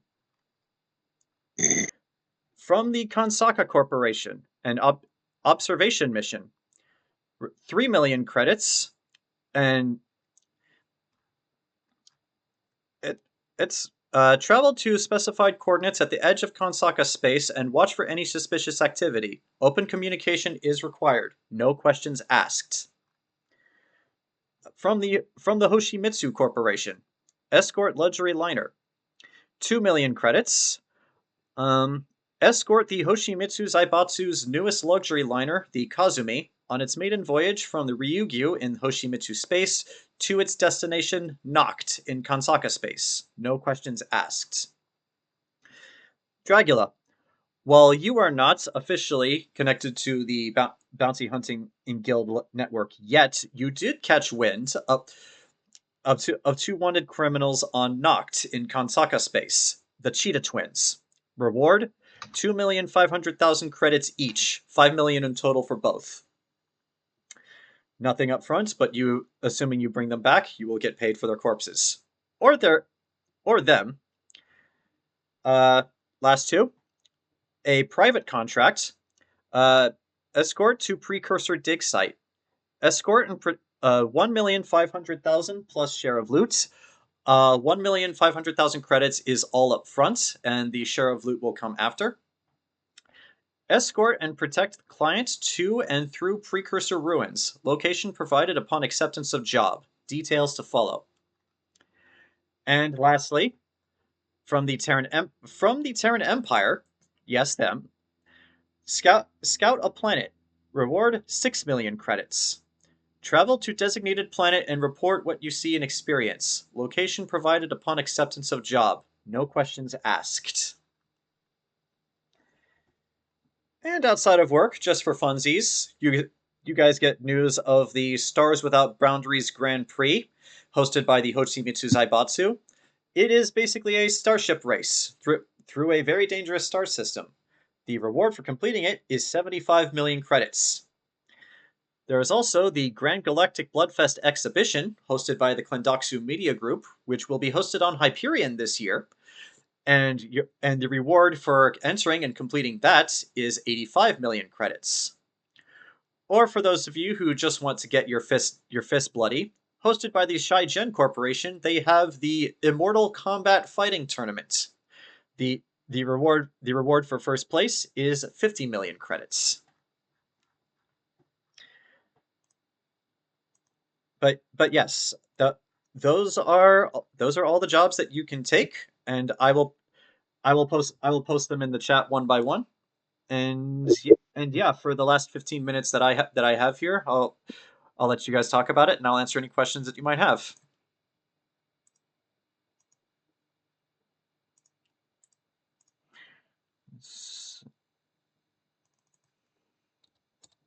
Already played. I just got down here.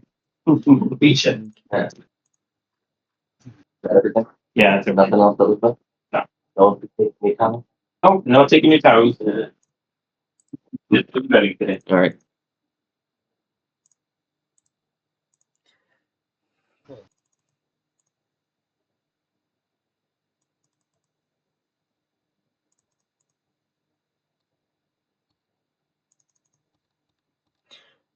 Give me a second, just filtering out parts of these that I don't want you guys to see just yet.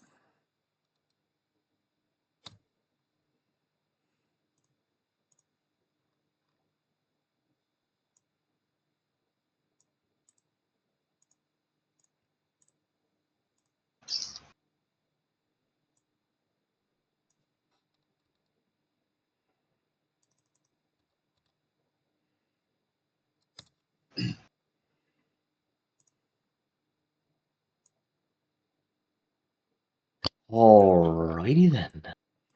Mm-hmm. Okay, so we have what, 3 jobs?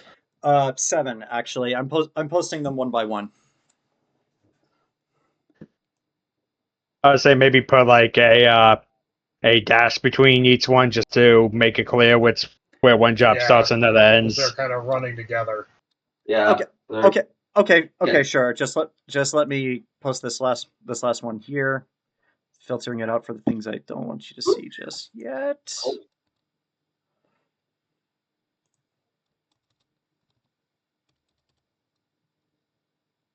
Don't forget to bring a towel. Okay. Let's see. Edit message.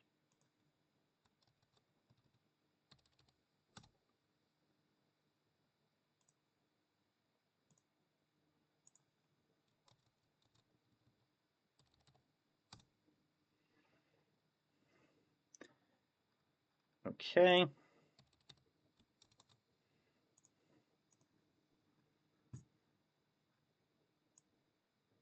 I know.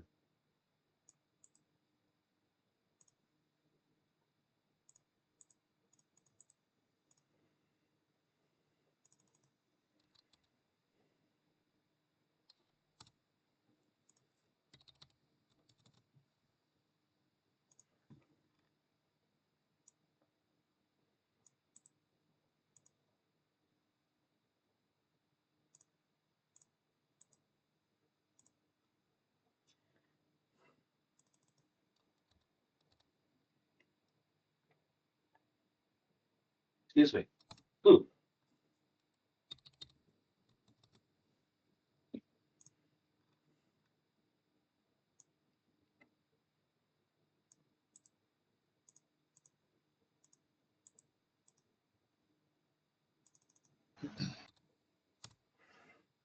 Okay. There are all of the official jobs that are available to you.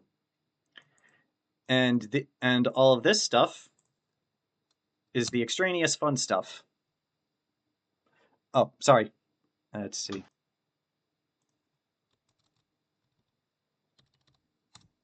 There you go.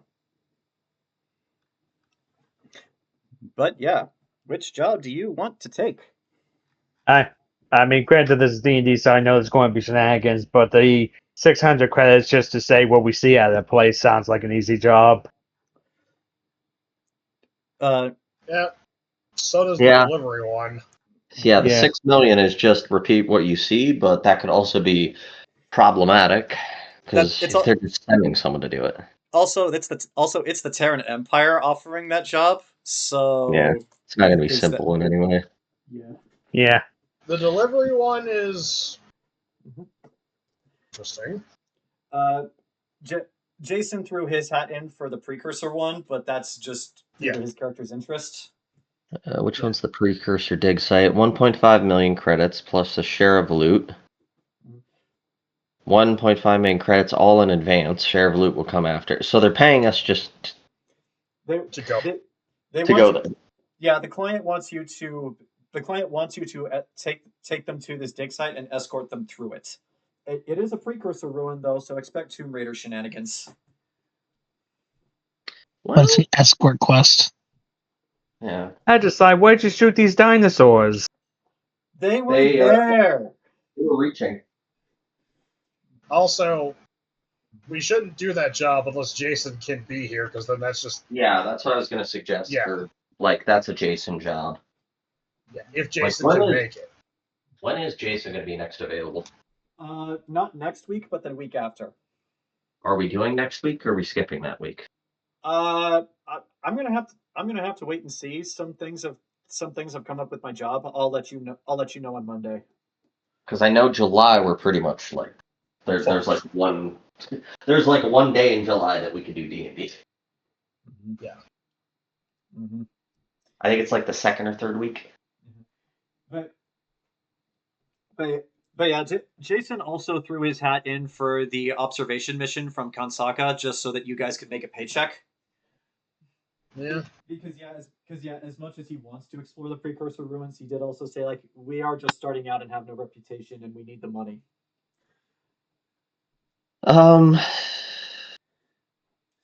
Honestly,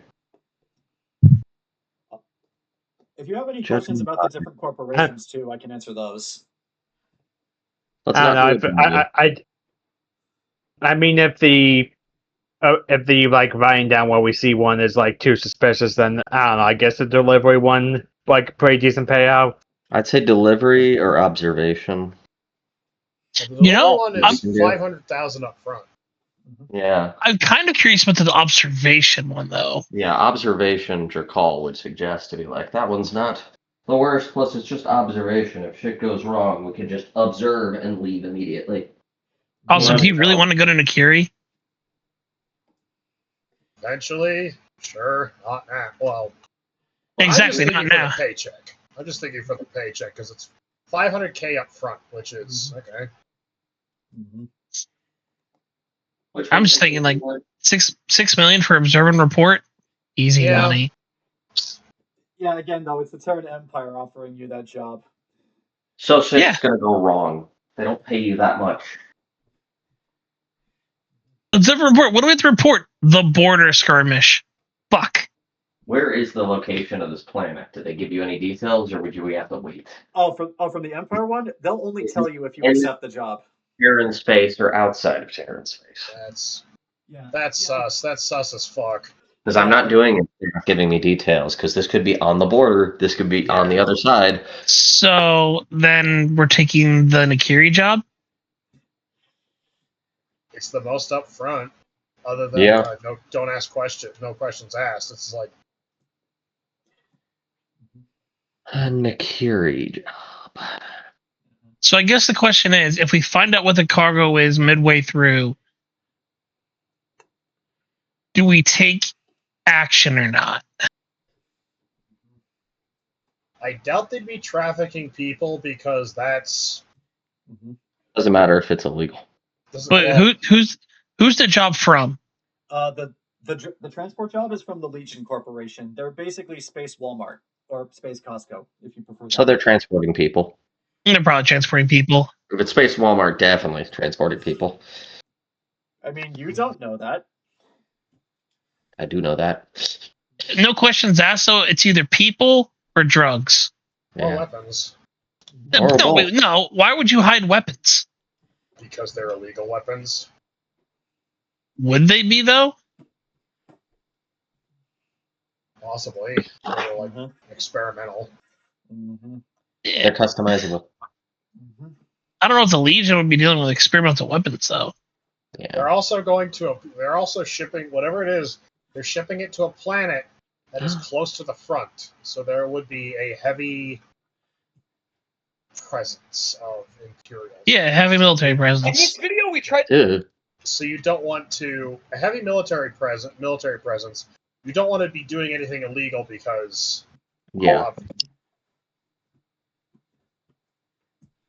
so there's a pretty good chance whatever it is above board.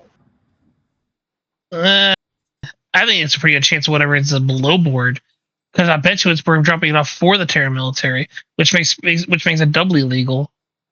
Well, if it's Terran military, then it's going to be inspected and logged. I mean, was the coup inspected and logged before it happened? No, but that was 3 dipshits and 3 dipshit ships. So anything that's going on in Akiri is probably going to be above board because it's on the front. No, actually, I would argue it the other way around. The farther you away from the central seat of power, the more below board it's going to be, because you're going to have to do things that you can't either get permission or requisition fast enough for. But also remember that Nakiri is a launching off point for major conflicts. Yeah, so if you need something and the Terrans can't get it to you fast enough, you go other ways. You find answers. Yes, however, at the same time, everything there would be logged and overlogged because such heavy military craft is going in and out that you can't afford to miss something. Yeah, but in situations like that, it's also the best time to lose things.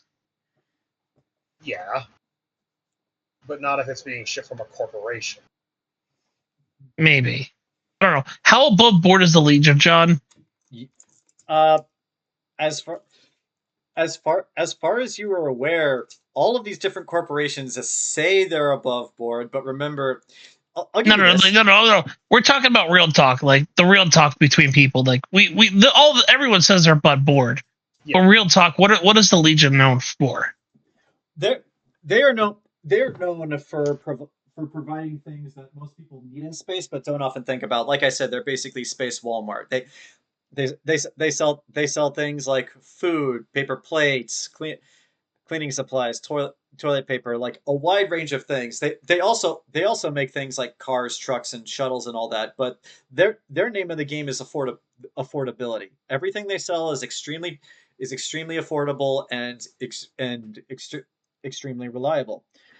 That being said, though, they do sometimes cut corners to make their products this way. Hey, is this like the best fucking corporation in the whole fucking space? Yeah, you're joking, right? And so far, it sounds like they might be the most above board. They have the most scruples. Because if anything breaks, it's bad for business. If anything... Sure, cutting corners is one thing, but everyone expects that. Holy shit, guys! The Legion might be the best fucking corporation.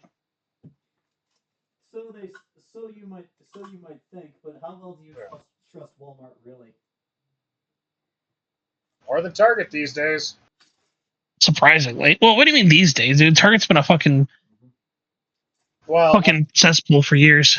I will also say this, Jerkaul, you have worked with all of these corporations in the past. If you would like to roll for information about specific ones, I can tell you them.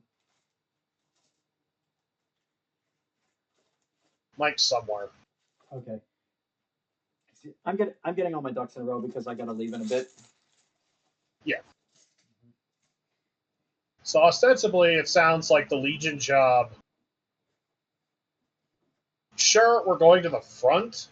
However, at the same time, it sounds like this might be the job where we don't have to worry about. It's 500K up front, and if we were delivering people, it sure as shit wouldn't be that much. It would be way more money up front. That's my thought.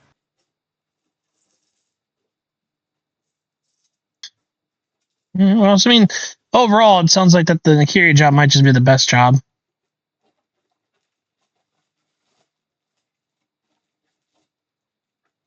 Okay. All right. So should I start planning for the Nakiri job? Well, we should probably discuss it a little bit more. All right. Well, I do have to duck out because I have to be at the museum in an hour to help set up. But yeah, like all that stuff there is in the chat, and I am available to answer questions. So just text me anything you want about the corporations themselves, about details of the jobs, or about anything else. And I will also point out, next session we will not be starting on the job immediately because I do imagine Dragula is going to want to turn in his bounty first and get registered with them. So we'll be starting with that. Yeah, just so to get the corpse off of the ship. Yeah, I wanted to do that this session, but unfortunately we ran a little short on time, and I did want to get you guys these job options so you guys could talk about them. It's fine. But before I go, just really quick, Dragula, when you throw on Dancer's demo, and there's a very specific video I need to find. I think I know what's going to. I'm going to laugh my ass off if I'm right. Mm-hmm. Yeah. Mm-hmm.